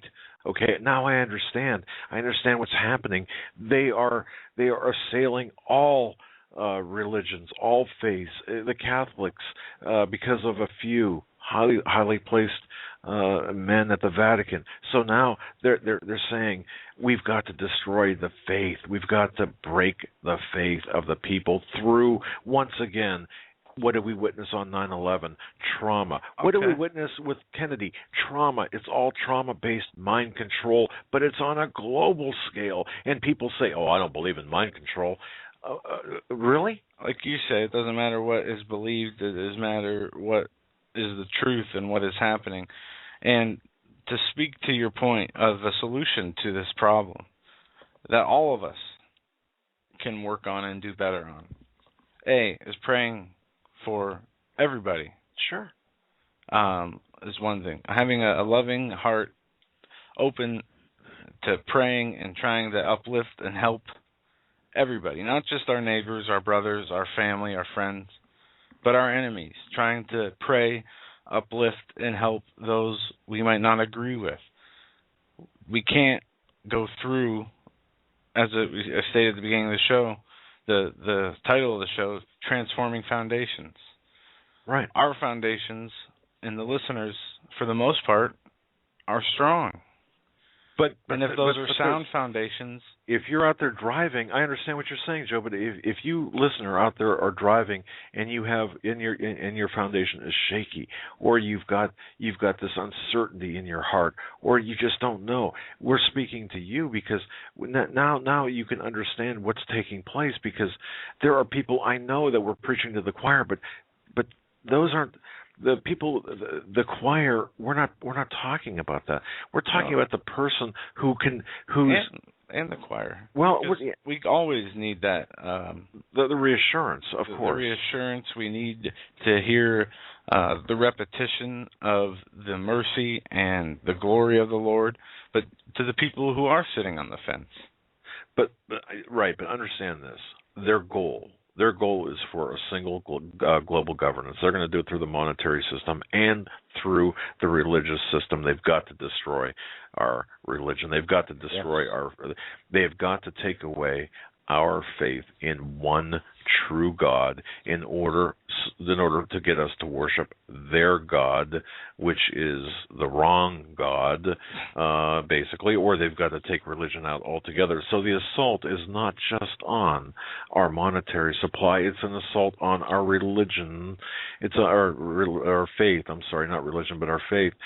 And see, if you understand that, if somebody now understands that and says, "Oh, wait, I see what's happening," okay, then that's great. Then that's one person, 1 or 2 or 10 that will get to the point and say, "Hey, wait a minute. Everything, this is a lie." I mean, it's a huge lie. And I'm not talking about the allegations themselves. I'm talking about the methodology employed to make the allegations stick to an entire faith. That's the lie that is being used as a strategy, Joe. That's what I'm talking about. So we're on parallel tracks, but right. But what I'm saying to the people up there is, look, this is the strategy, and by understanding the strategy, you can then be introspective and say, well, wait, everything that I've been hearing and thinking and been rammed down my throat, okay, I get it now, that they're this is what their plans are. So in order to fight, in order to pray effectively, I think we have to know what to pray for and what to pray about. And to me, this makes it real, because when you look at this, and I have to go back to the Super Bowl.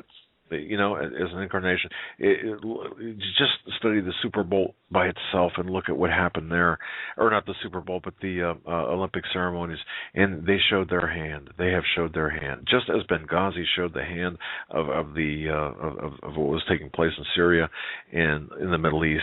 The Olympics showed the plans of the people in charge, the globalists, and you know what? They're laughing at the people who aren't getting it. They're laughing at us, and we have to, put on our armor of God and understand what's taking place. That's what I'm saying.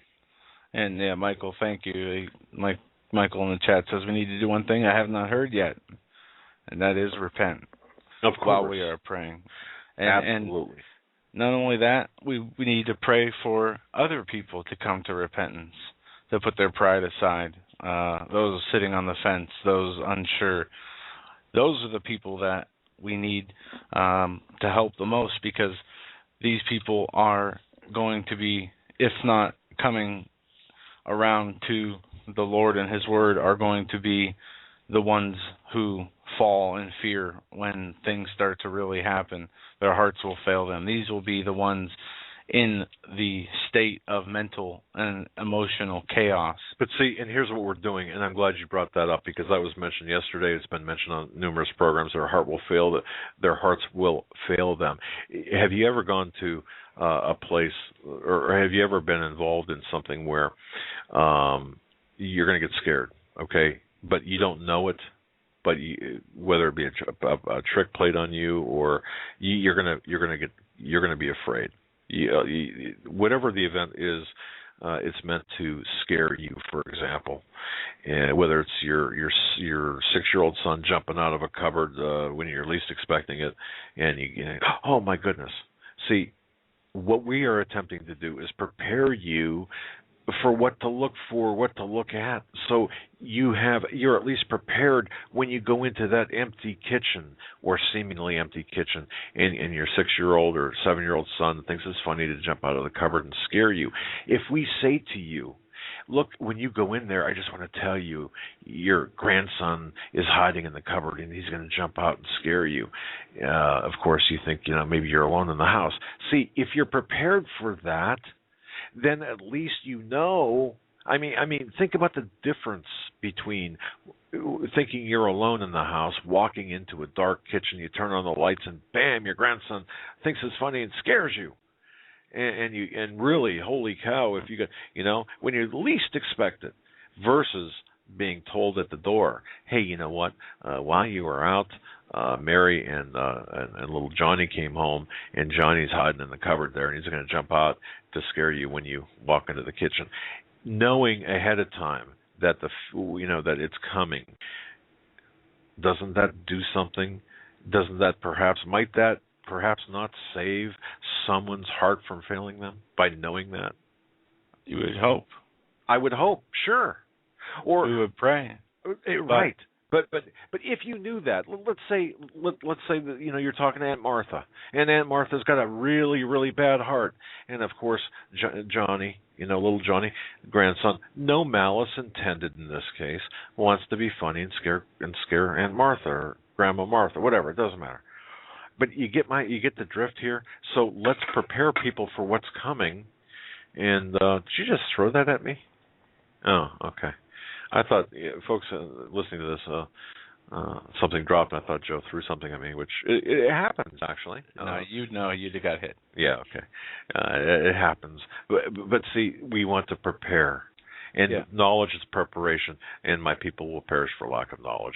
I just want to say that. And the preparations are in the spirit and the spiritual authority that is given to us as we become...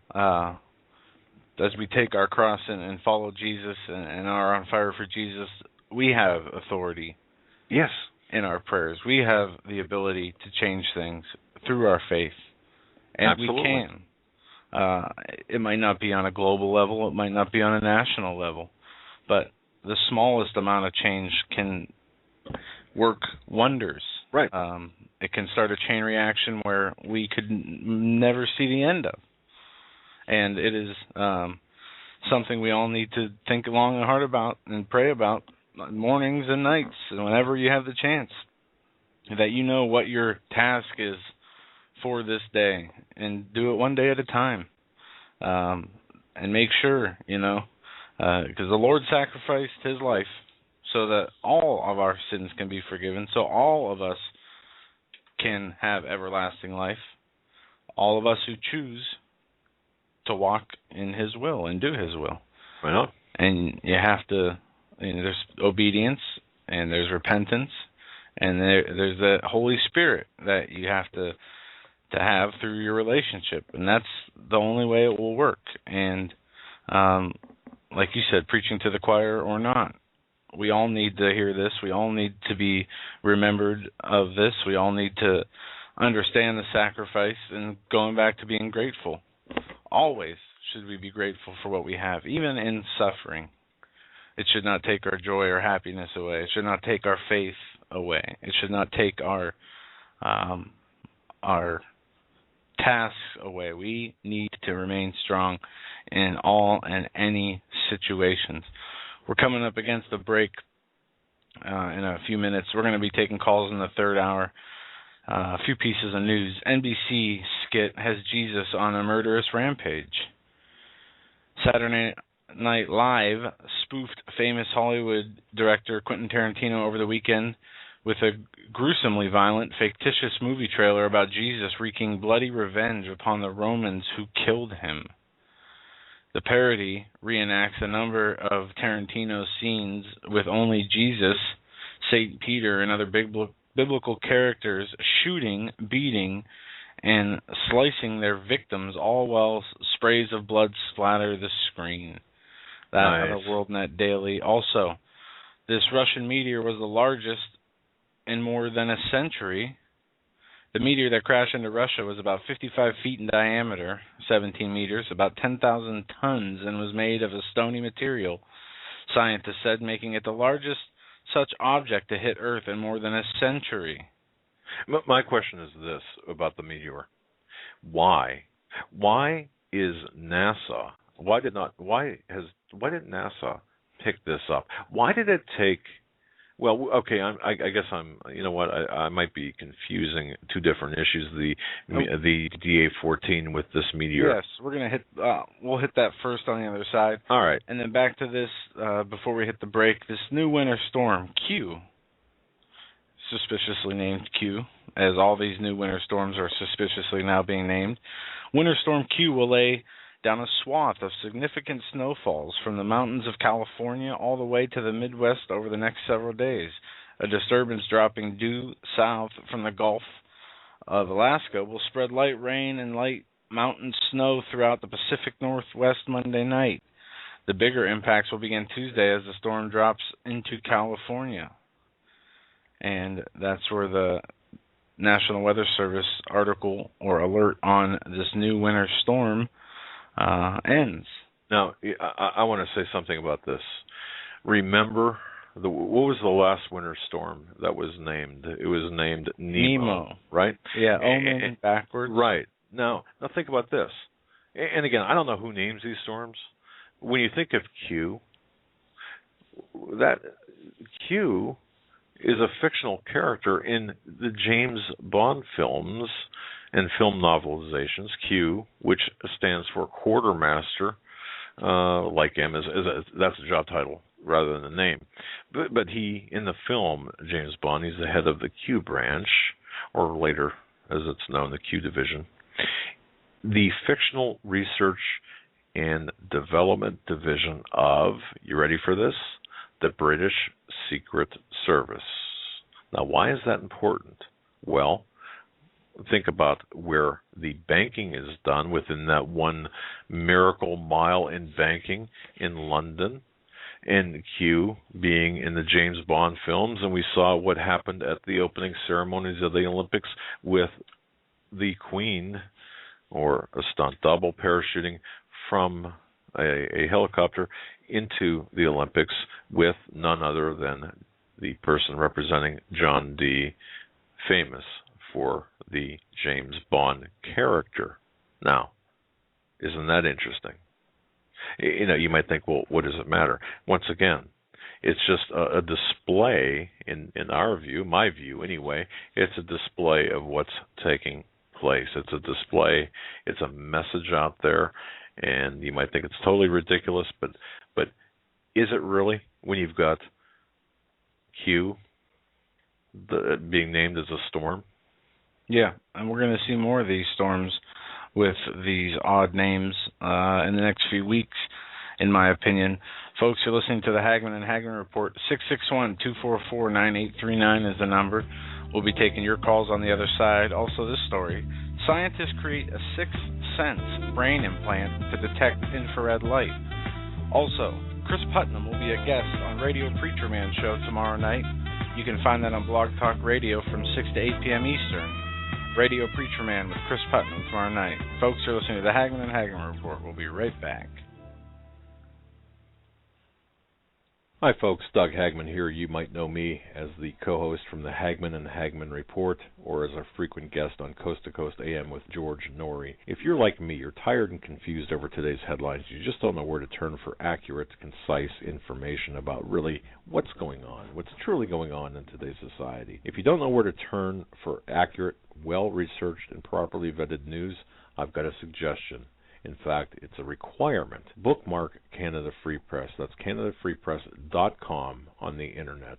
It's just not for Canada. It's for news across the world. Judy McLeod, founding editor, has put together a vast array of talented writers like Kelly O'Connell, Daniel Greenfield, Dr. Eilena Johnson-Powell, a lot of guest columnists, very talented writers.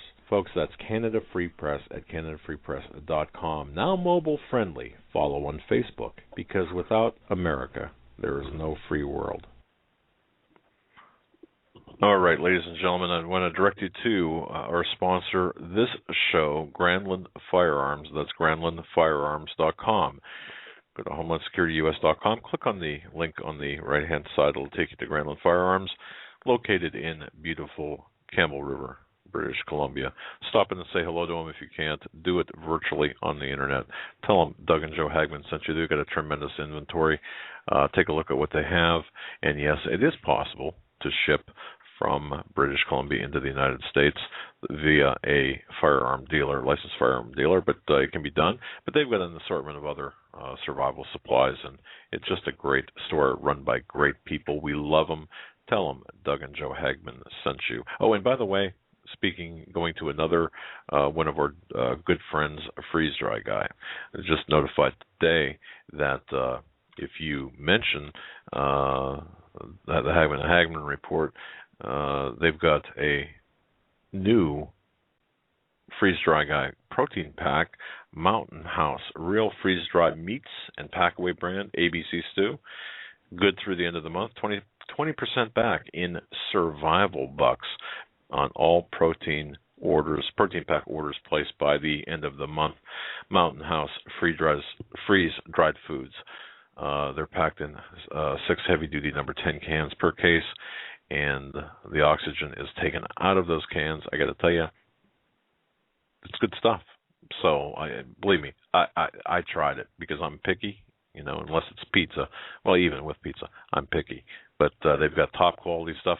Mention Hagmann and Hagmann on your next order of freeze-dry foods and get survival, or 20% back in survival bucks. You better wake up fast and listen to this, America. The Obama campaign has launched attack squads disguised as truth teams dedicated to intimidating and silencing all political dissent carried over the internet that criticizes the Marxist Obama.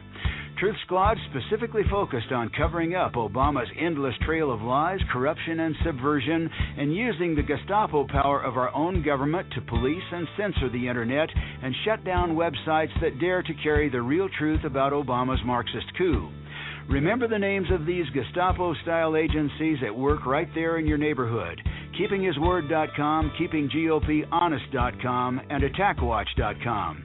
KGB, SS, and Gestapo-style police-state gangster organizations at work to silence the important voices of patriot dissent, some of which have already been shut down by Obama's orders. Adolf Hitler would have been proud. We're the 21st century Tea Party patriots.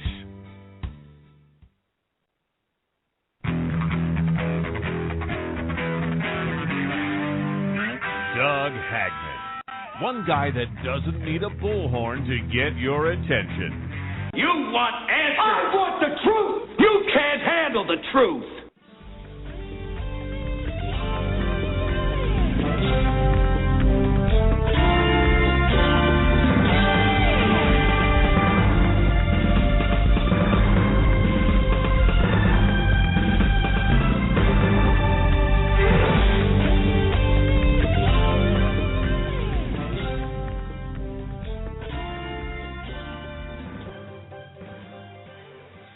And welcome back, ladies and gentlemen, to our third and final hour this Monday, February 18th edition of the Hagmann and Hagmann Report, this President's Day, 2013. We're going to go right to the phones. We have several people on hold. 661-244-9839, as we're going to go through calls the rest of this hour, starting with, all the way from Bordeaux, France, Constance. Oh, you're live hello, on the Hagmann and Hagmann I'm Report. Joe. Good evening, or good morning. Good evening. Oh, good morning. You're on French time. It's 4 o'clock in the morning here. How are you? We are wonderful. How are you doing? Oh, I am fine. I would like to say that I've been very busy. We are trying to organize here in Europe. I will be traveling to Paris. I will be traveling to Rome. We are trying to organize coalitions to fight against the New World Order, because here in Europe we are very, very separated, and there's little groups that are doing things, and we would like to unite all of these groups together. So I am trying to arrange that here in Europe. I will be going to speaking to some people that are coming from Belgium in Paris next week. We are what we are asking for. We are asking for to sovereignty. Different countries. We want to get our sovereignty back. I'm meeting after that. I'm meeting in Italy. We are fighting against the New World Order, that they don't have any elected leaders leading the country. It is Mario Monti. We are fighting to get these people out of the country, and also austerity and the banks that are controlling our taxes and that are killing us.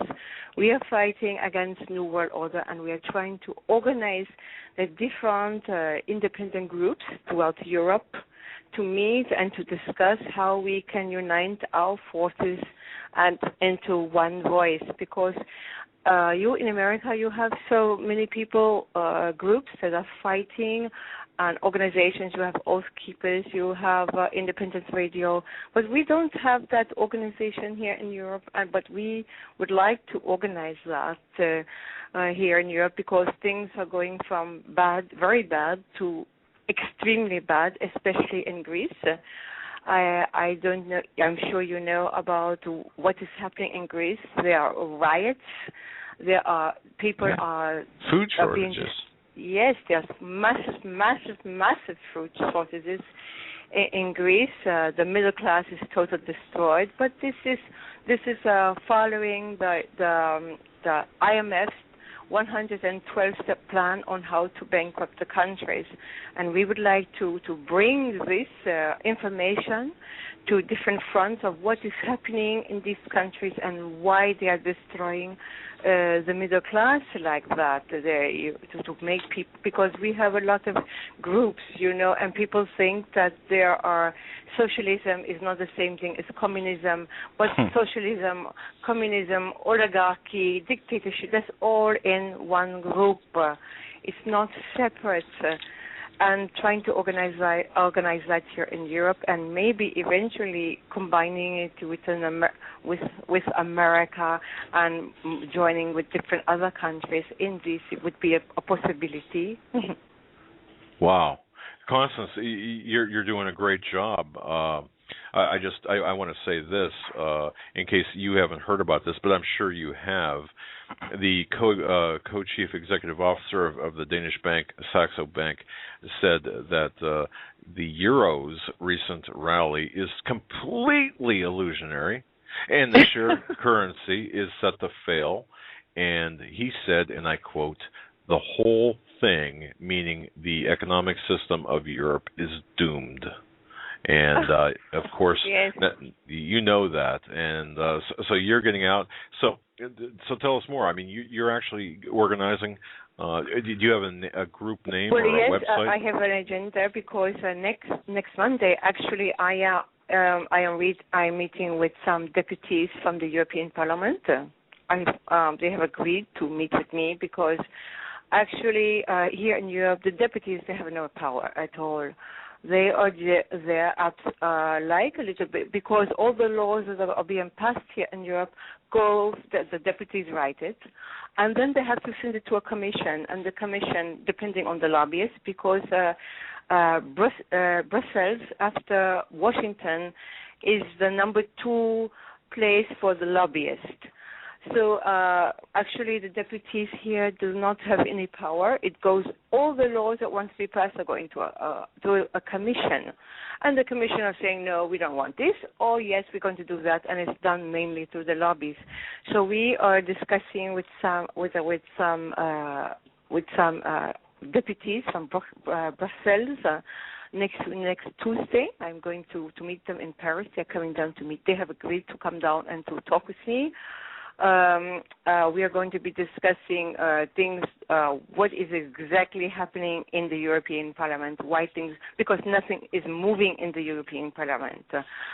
And then I'm going to go to Rome. We are going to Italy, and I've agreed to meet with some very important people who were ex-deputies in the European Parliament, and who is actually, it is some lawyers that have deposited cases against Bilderberg and Mario Monti in Rome, how they have deposited the complaints in the court justice system. So we are going to talk to them about what their movements, how we can arrange to inform the people, how we can get information out, because we are being clamped down here in Europe. Also, it's very important to do that. That's my magazine. I would like to do that in English to distribute here in Europe. And so we are going to be arranging in that, and also fighting on the front here in France, because I have given up working full-time on my job, and I'm dedicating now my activity. We are dedicating that to this, because this is most important, because if we do not fight against this, we are not going to have a future. Oh, so right. And you are in the battlefield, or the heart of where socialism has taken over a nation, with the new leader you got just last year. You are seeing... Well, you know, we have always had... It was never really... a democracy. We know that democracies, they end up dying themselves. We've never had a real democracy. It has always been a type of socialist government, because when we say, also like in America, left and right, there is no left and right, and none of the politics here in Europe. There is only one centralized government, and that's coming... Everything is going according to plan, according to Bilderberg, that these people that are controlling us, and that there's no left and there's no right and there's no center really in European parliaments, because all the bankers, all the people, all the puppets that they put are going according to what Bilderberg and everybody in Bohemian Grove, and we had Davos a few weeks ago. They are deciding what direction Europe is going. And they are also deciding that 90% of us has to die also. And all these new technologies and things that they are doing, and brain and enhancing, there is no limit to that. There's no limit to that. And also what I find disturbing is you can speak with anybody on any topic here in Europe, but when you start to speak about God, the conversation, that ends right away. Wow. It stopped. Yeah, Yes, Wow. it stopped. I don't care who it is or who you're talking to. You can talk about sex. You can talk about pedophilia. You can talk about education. You can talk about anything. But once you mention God in your conversation, okay, it's time to close the conversation. Nobody wants to hear it. The people are laughing.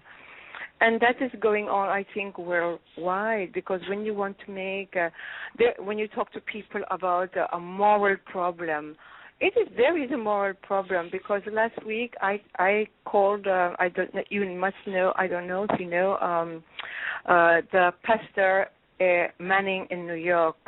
Oh, yes. And I talked to him, yes, David Manning, and because there is a universal problem, not only in America, but also here in Europe. There's a deep-seated moral problem that we are suffering from, and trying to find remedies for this moral problem is deep-seated in our political problems. So we are working on that also. It's amazing. Now, did you speak with Reverend James David Manning, or did you? I mean, did you actually talk to him and have a conversation about what's going on? Yes, I actually talked to him. Yes, we talked to him, and it was about because also in your country, in America, what you have divide and conquer, and what that is the masses between black and white. And nobody criticizes Michelle and Barack Obama, the white people, because they are afraid of being stigmatized as racist.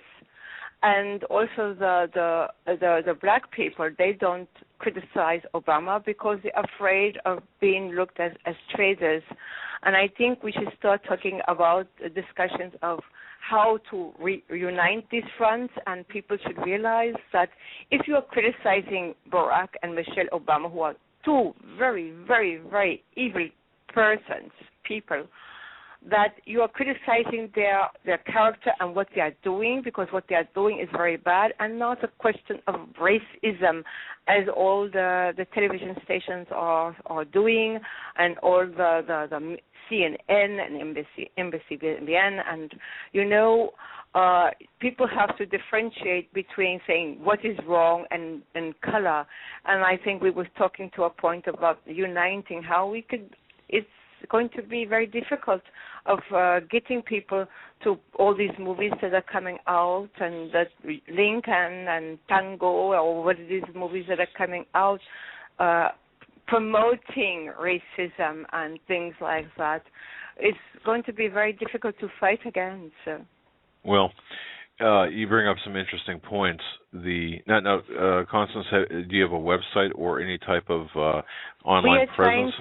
We are trying to design a website. We intend to do that, but I've been so busy. I will have to finish that because everybody is asking about that, and so we are going to be. I will be doing that when I come back from Paris. It's very important that people have a place where they can go online and see what we are doing and contact and send us information also.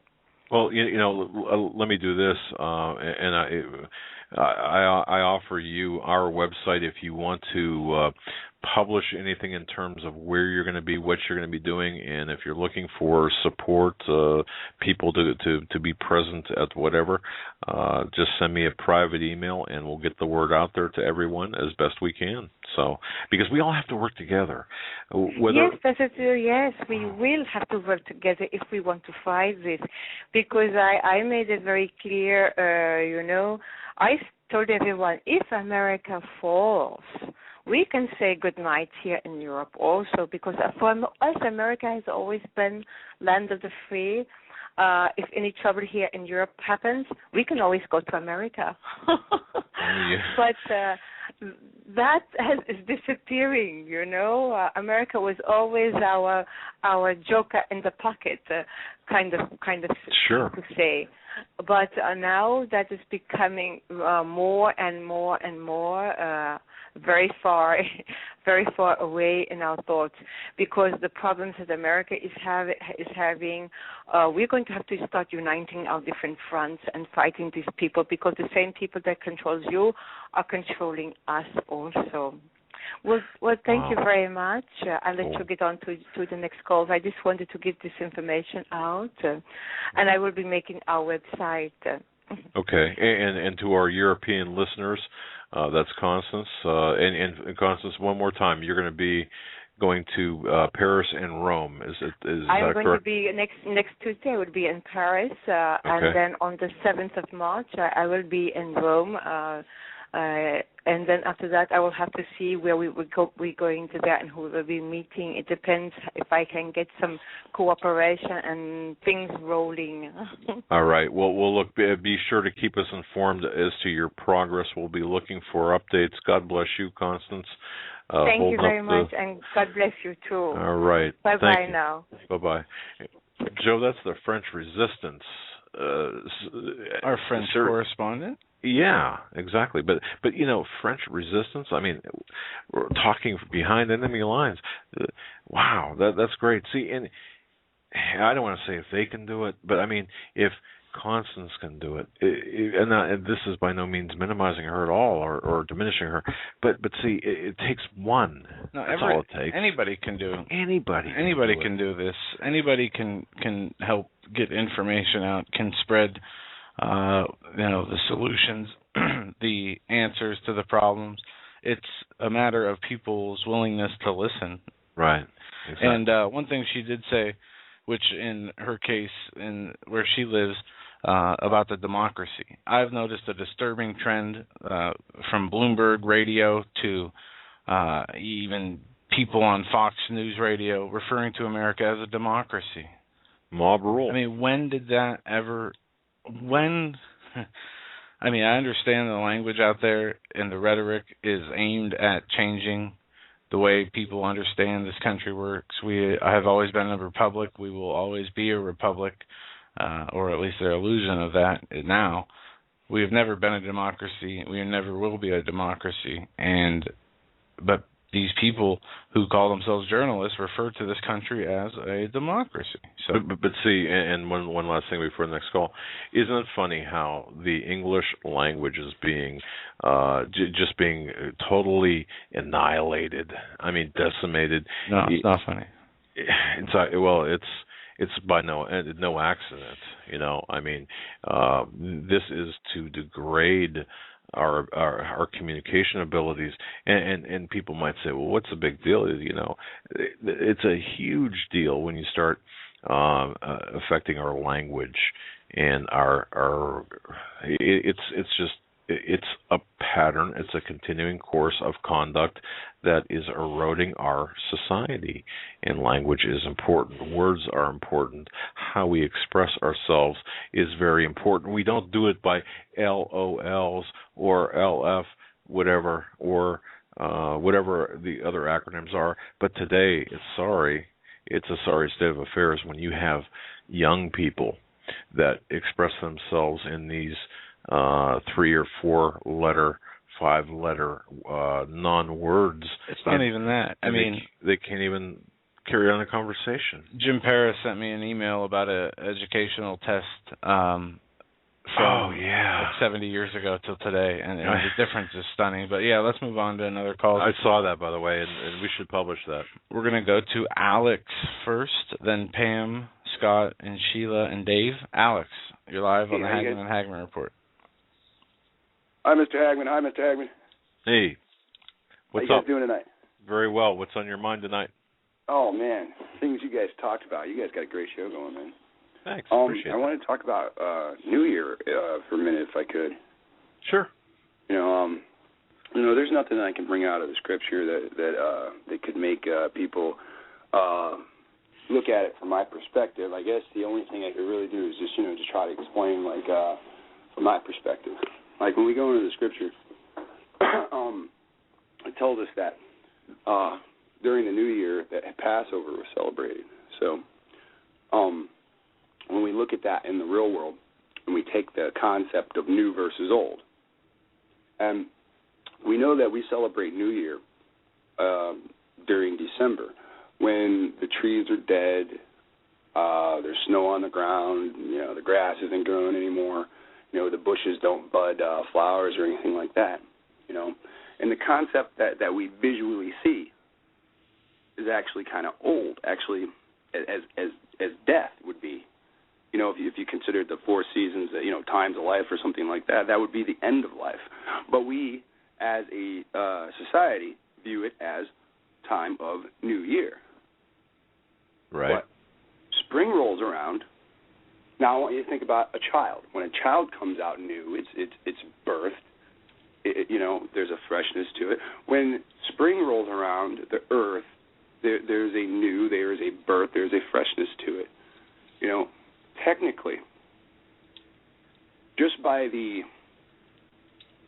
signs that the seasons show us themselves, spring would technically be New Year. Okay.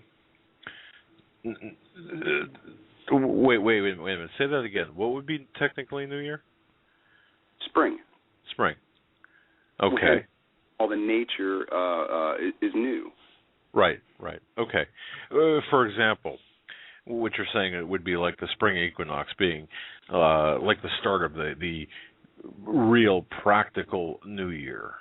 There you go. Okay, I understand. So where are we going with that?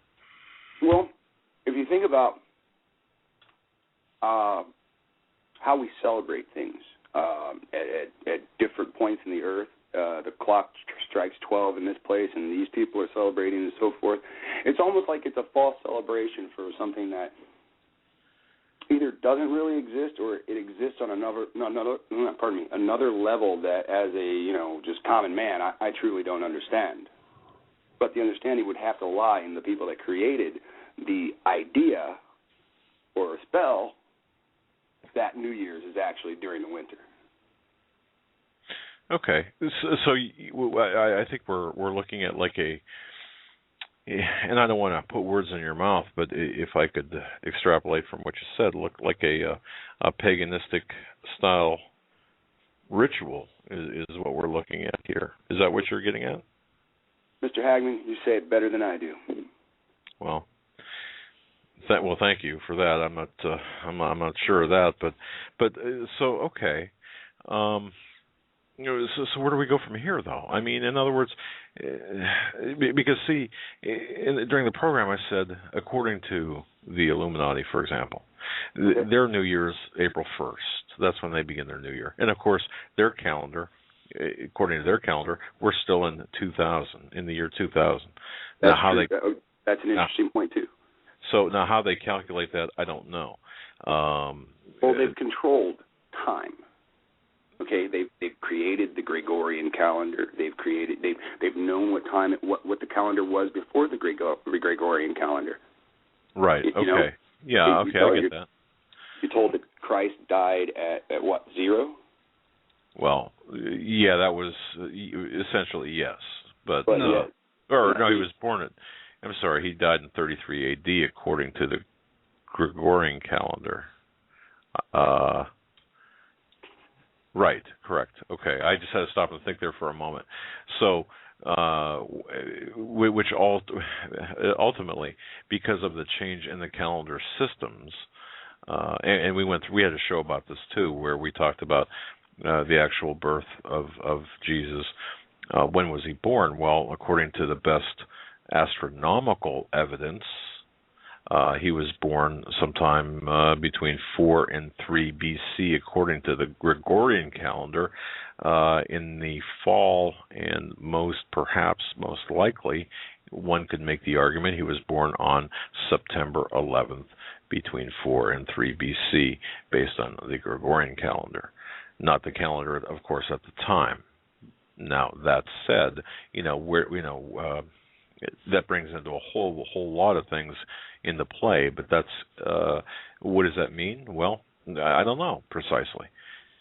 But on one level of chronological history, that just the point that you brought up means that there's either 2 or 3 missing years that are unaccounted for a modern man.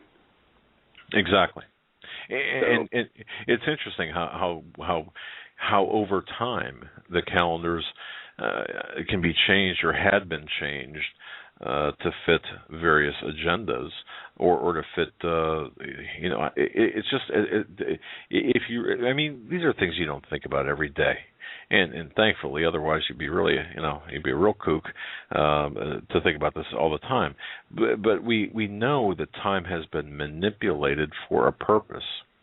And so you bring out a good point there. You're bringing out some very good points.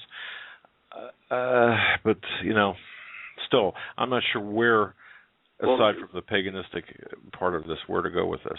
Like you always, every time I listen to you, you always bring up a good point. Why? And that's the key to everything. See, right. I'm sorry, go ahead. No, right. I just said why is that drives people nuts because I want to know why for everything. I mean, that's me. What if I told you, I'm just one guy, you don't have to blame me, but what if I told you our whole system that we're based on is corrupt? Oh. Yeah. The things that we've been taught are completely untrue. Okay? Look, this Bible, it talks about the Lord's Day being the seventh day. It's called, the whole world goes to church on Sunday, the first day of the week. Okay. I mean, you got to look at the bigger picture. Which is Isaiah 14:12. Satan curbed the prayers of the Lord so that he could be God of the world. Oh, okay. Okay, so now I see where.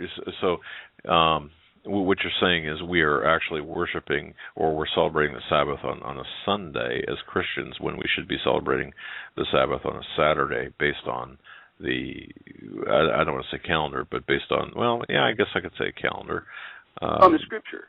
On the because Scripture. The calendar never changes. You go to a business calendar, it always says Sunday's the first day of the week. You ask a modern kid today, he'll say Monday's the first day of the week because he's living off the business calendar. Right. So. Interesting. Well, now does that does it matter? And I'm asking this not rhetorically. Does it matter which day we celebrate the Sabbath? The Lord says, "I change not." Ah, okay. Decide for us. Okay. All right. And told over and over through Scripture is the sun god. It's his direct enemy. And we go to church on the day that the Romans made to worship the sun. Okay, then let's take it a step further. Then when you called initially, you were talking about the New Year. We can also then look at Christmas as being really a ritualistic pagan holiday, and a great argument can be made for that. Yeah. The symbolism of Christmas, the Christmas tree, not only that, a sound biblical and scriptural argument can be made against that. Right. So what do we do? Very much about it? so. Kids believe in Santa Claus before they believe in Christ. But the real thing about Christmas that no one really knows is if you go to the book of Yeshir, or Yeshir, however you pronounce it, a book that you're told in the Bible was taken out of the Bible by the Catholics. If you go to this book, it'll tell you that this started in Sodom and Gomorrah, and you can read by the actions that the people took, that they did. I don't know if you have time, but I could always go to the bookshelf and grab the book. I got the page marked. But it told you what they did. And their sexual acts, as you brought up earlier, Joe, with the dealings of Babylon and Nebuchadnezzar, their sexual acts that they did was what the holiday was really about. And this led up to Saturnalia, which led into what we call today Christmas. Exactly.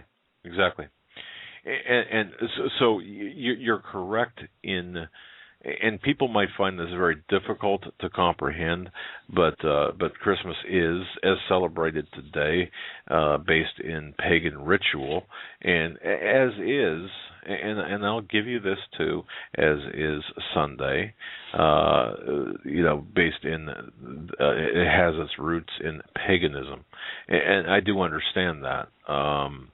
But boy, this whole thing is a conversation. We could do an entire show on this because there's so much meat here. Indeed, that there's deception all around us. Wow. Okay. No, I mean you brought up some very, very good points, and you're on the money with that, because I do believe the deception is very wide and deep with both the Sabbath and the Christian holidays, or the Christian days of celebration, I should say more accurately.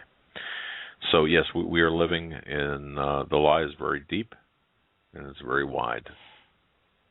Well, thank you both, brothers, for your time tonight. God bless you, my friend. Thank you. Always interesting to talk with to talk on that. And you know what, Joe? The caller really is correct. If you do, if you do the calculations, or if you look at the respectable calculations done by responsible individuals, yes. Yeah, this is a topic that we could spend a whole show on. Is it right or wrong to practice Christmas the way we do? Is it right or wrong to go to church on Sunday? But just before we don't have time to get into all that today, but every day should be a day with you and the Lord.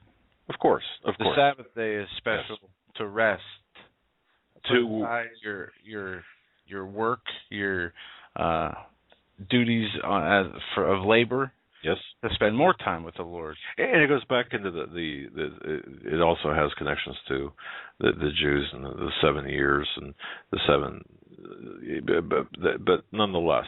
And it's interesting too, because if you really study this, and I won't belabor the issue, but if you study this, even Santa Claus, the reindeer, the flying reindeer, it's underneath the conifer trees.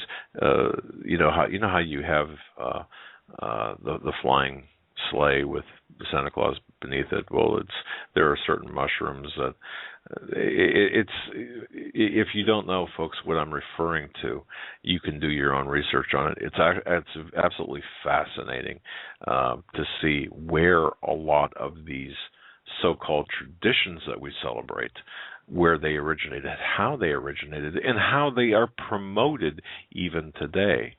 But like you said, Joe, we could do a program, multiple programs on this, but we've got to move along. There are questions and comments such as, just to give you one for example, and I get my screen scrolling. It says, "We are not under the law. Christ fulfilled the law with his coming." And there are people who believe this, and there is Bible verses that say, it frees us from the law, but we still have an obligation of obedience. Right. And to say that it's not important because the law was done away with, well, is stealing and murder and adultery okay? Is my question. But that is something we can do a show on specifically on another day. We'll go back to the phones. And thank you for your patience. We're going to go to Pam next, and then to Scott. Pam, you're live on the Hagmann and Hagmann Report. Hi. You there? Hi, Pam. Yeah, we're here. Hi. Well, real quick, I just wanted to say that when Barack was made the Nobel Peace Prize winner, on paper, I guess that makes him the man of peace. And this year, the Passover begins on sundown of the 25th of March, and the new moon falls on the 11th of March. So when Barack arrives in Israel on the 20th, that's the 10th day from the new moon. So in Israel, that day is the day that the unblemished lamb is going to be chosen for the sacrifice for the Passover. So he will touch down in Israel on the day that the Passover lamb is being chosen. I just thought that was kind of interesting. Now, that is interesting. Look, he hasn't been to Israel, and he's going to Israel on the day that the Passover lamb is chosen for the sacrifice. Now, see, okay, and here's where I drive people nuts. Why that day? Why out of all the, why that day? It's also vernal equinox. Right. So. Correct. So, and once again, we can go down too many rabbit trails, or we can just look at this and accept it for what it is. But I choose to ask the question why and look at it from a different perspective because of how things are structured and because of the belief systems of others.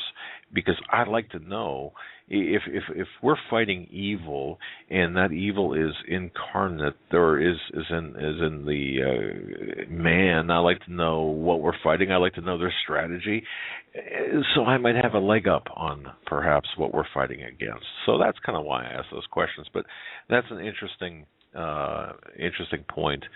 And I'm sure we're going to be delving more into that. I just thought that was pretty ironic that he hasn't been to Israel all this time, and that he's been on paper made the man of peace, and he touches down at the time that the Passover lamb, the unblemished lamb, is chosen for the sacrifice. Well, I wonder if Netanyahu is going to make him wait while Netanyahu and his spouse have dinner in their residential quarters, like he did. Palm Sunday's the 24th.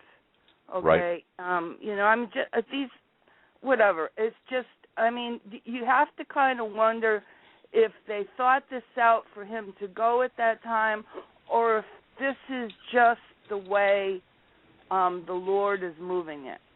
You know what I'm saying? It's a good point. Yeah, that's a good point. I really think, regardless, I think God does have a hand in events. So, very astute. Anyway, Thanks, that's ma'am. what I wanted to say. Thank you very much, ma'am. God bless. Bye. As always, a lot of good information, Joe, from our callers. They're. Yeah. I got to say this.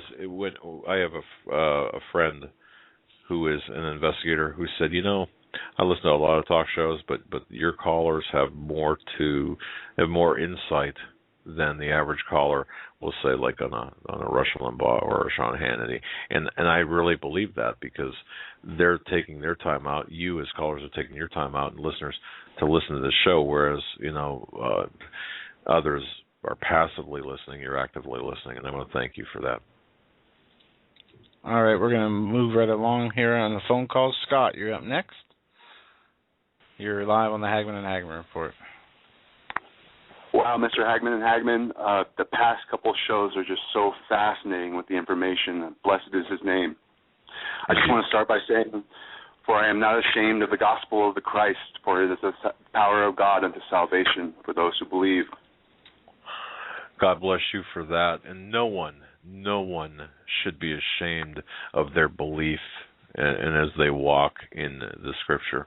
And that's something that real men, and I mean this, real men are not ashamed at the name of Jesus. They bend the knee at the name, and that's what we should all do. So God bless you for saying that. Going on from that, I pray for the faithless people. They're just like children, and we should treat them as such. They're emotionally immature, and we should never, ever be apologetic for having spiritual maturity in Jesus Christ. Interesting. I like the way that was framed. Spiritually immature, spiritual maturity. But do we develop into that, Scott? Do we develop into that? I've gone up and down. After my brother died, I backslid away from the Lord, and here I am again, stronger than ever. I'm sober. I'm alive in the spirit right now, just listening to your show, and blessed the work you're doing, and again, bless the name of Jesus. To go back to what you were talking earlier about Jesus' real birth date, we're not even really supposed to focus on when Christ was born, but if we're going to look at it traditionally, it would have been during the Feast of Tabernacles. But to go back to, it's not about Jesus' birth. Who cares when Christmas is? It's about the work he did on the cross. And I was reading in the Bible today about Passover, and it's just amazing how the God works. This is all right on. And the old way of doing it was the lamb was chosen, and you smear the blood above your doorstep, and the Lord passed over your house so your firstborns don't get killed. But by Christ being the sacrificial lamb, he did that work on the cross. We no longer need the Passover. We're washed with salvation in the blood of Christ. And that's where we put our focus. Christmas, and I mean, that's one huge rabbit hole, and I'm sitting there getting so excited. But again, let's just leave it at that, and I'll talk about that in another show. The starman Q, there was also a Star Trek fictional omnipotent being named Q. He was very menacing in his attributes, and I just think that's kind of ridiculous. There's only one God, and his name is Jesus Christ. Absolutely, and I want to thank B for sending me an email about that too, as well.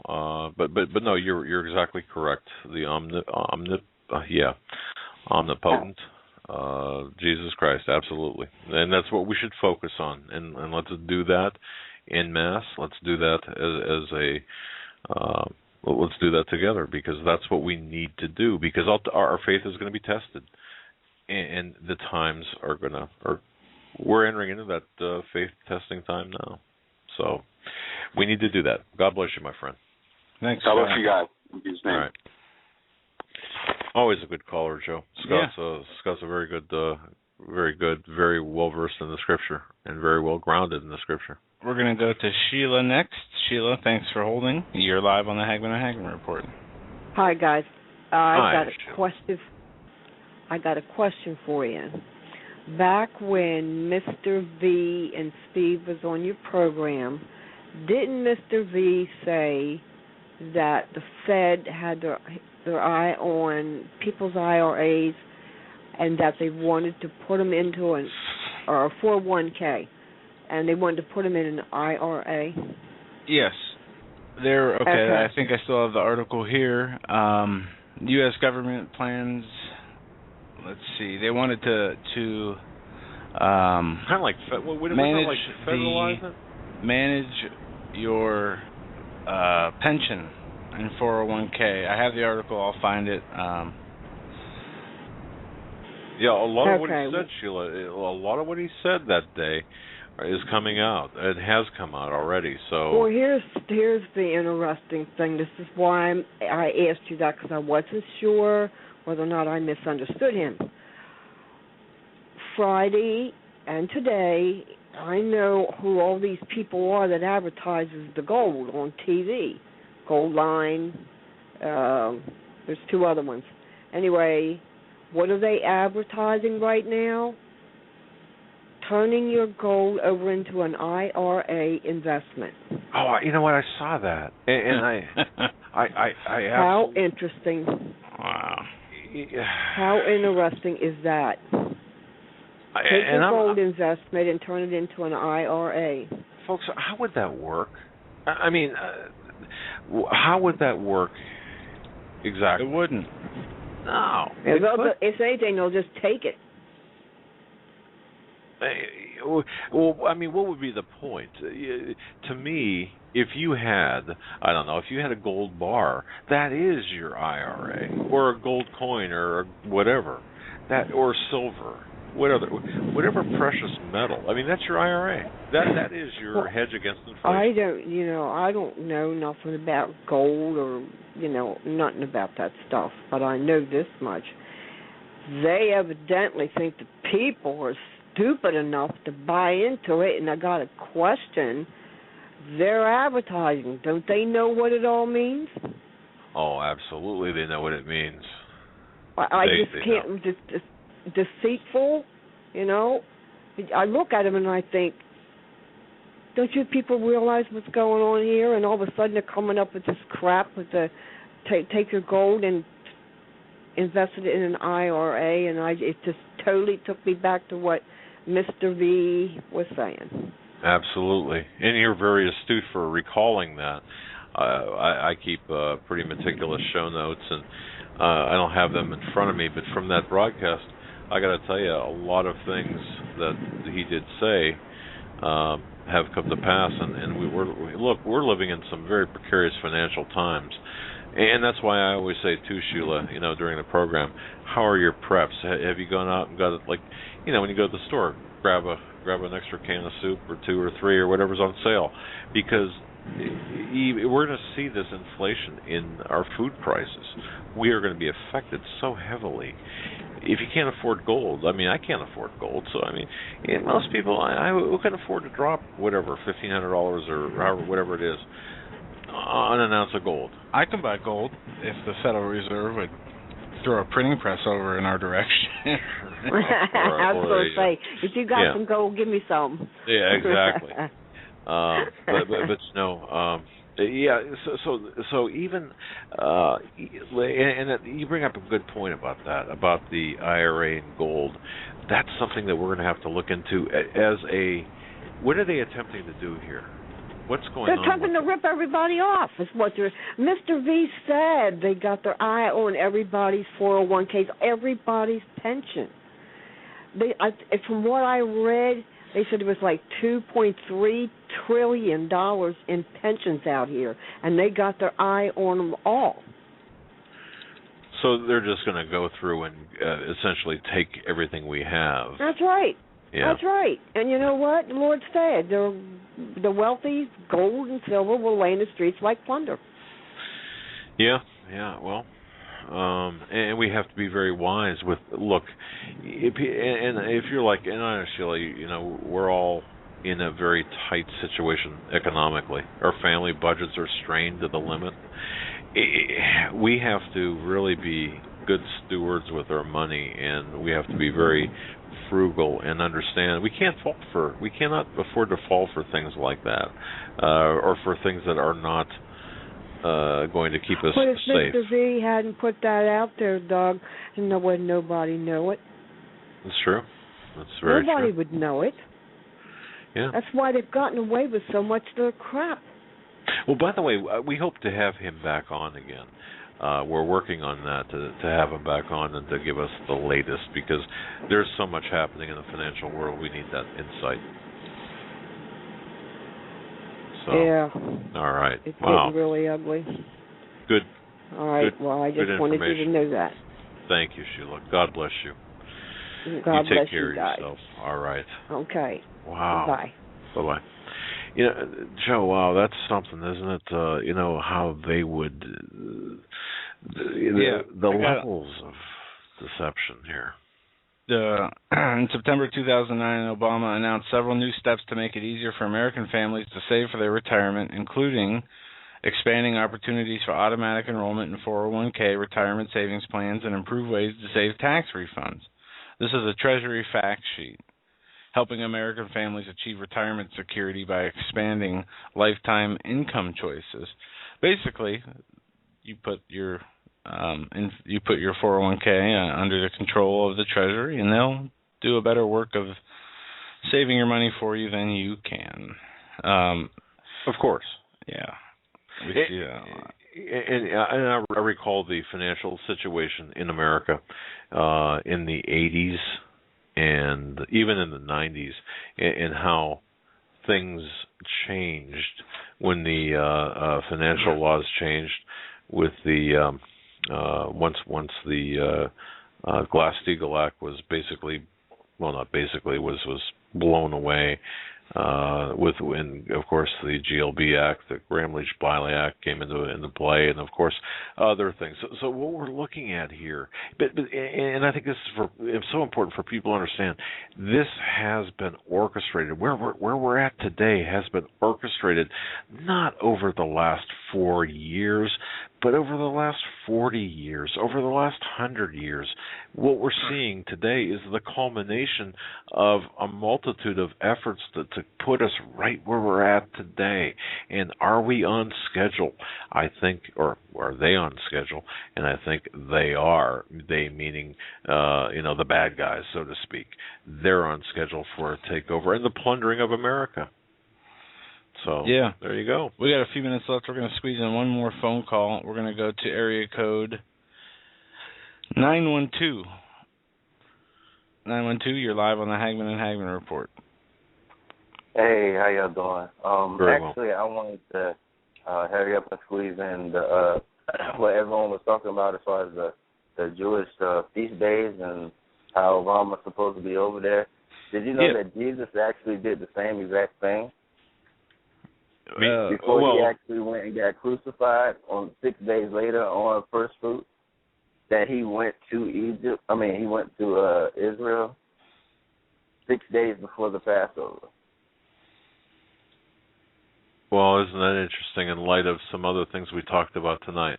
Yeah, and then the Pope getting the Vatican getting the lightning strike twice, and the last Pope, Papst Ramonis, and how they're trying to get him in before the Passover, and now you got the President of the United States. He's coming 6 days before the Passover, just like Jesus did. And the news media, how they've been saying his second term was called the quote unquote second coming. And how they always been trying to put him on this God type of, level. They even had a news clip where they were saying that he was bending over America as if he was, God. So I'm saying, Satan, knowing the scriptures more than some of the Christians, if this is something that will be looked at as far as people that really look into the scriptures, if they're trying to reiterate something, because the Antichrist, anti means in place of, to be, to replace Christ, would be someone that would think they were Christ themselves. So I'm saying it just seems really interesting that all of these things will happen, the meteor sightings, the lightning, the Pope coming down, all the stuff that's going on in the Middle East, and now he's coming on this particular time, like the previous caller said, has never, been to Israel since 2008 when he was running for president. He comes at this time on this particular date and this particular year. It seems like it's something that, we should be looking for. Wow. And I don't think that this can be done by man, this scheduling, this all of the confluence of events. Personally, I don't think that man has maybe the capability, but certainly not in their entirety to do this. So you bring up some interesting points. 6 days, and then we witnessed, or 6 days, and then, of course, the crucifixion. And once again, I will say, in light of what we talked about in the opening of the second hour of the program, could this be possibly some sort of, dare I say it, go out there on the limb and looking at this, could there be a built-in message here? And could there be something else at play? Wow, man, I'll tell you. That's interesting. That is interesting. Yeah, first time, too, in Israel. And, anything else that strikes you as odd? I mean, not that that's not enough, but is there anything else on your radar that you happen to be focused on? Honestly, it's the feast days, because God always does stuff on appointed times. And in the beginning, when it talks about God creating the moon and the stars, he said that he created these for seasons. And the Hebrew word for seasons is moedim, which is appointed time. So the Hebrews, they actually did these things on the appointed times that God gave them, and God did these things on his appointed times. Because Jesus, he died on Passover, then he raised on first fruits. He did all the things on Jewish feasts, all of the things, even when he came back to give the Holy Spirit, the Pentecost. That was 50 days later, which is also another feast that was already practiced thousands of years before Jesus came. So I believe those feast dates, these days, are something that an investigator or a watchman would be looking for. It's one of those, signals, I believe. Right. It's kind of a dot on a chart. Caller, we got to cut you loose. We're at the end of the program. I want to thank you so much for your call. And ladies and gentlemen, I want to thank everyone for listening.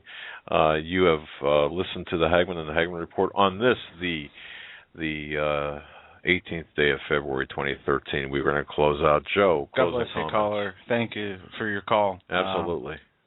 We appreciate it. You take care. We have to close out, my friend. So, Joe, closing comments tonight?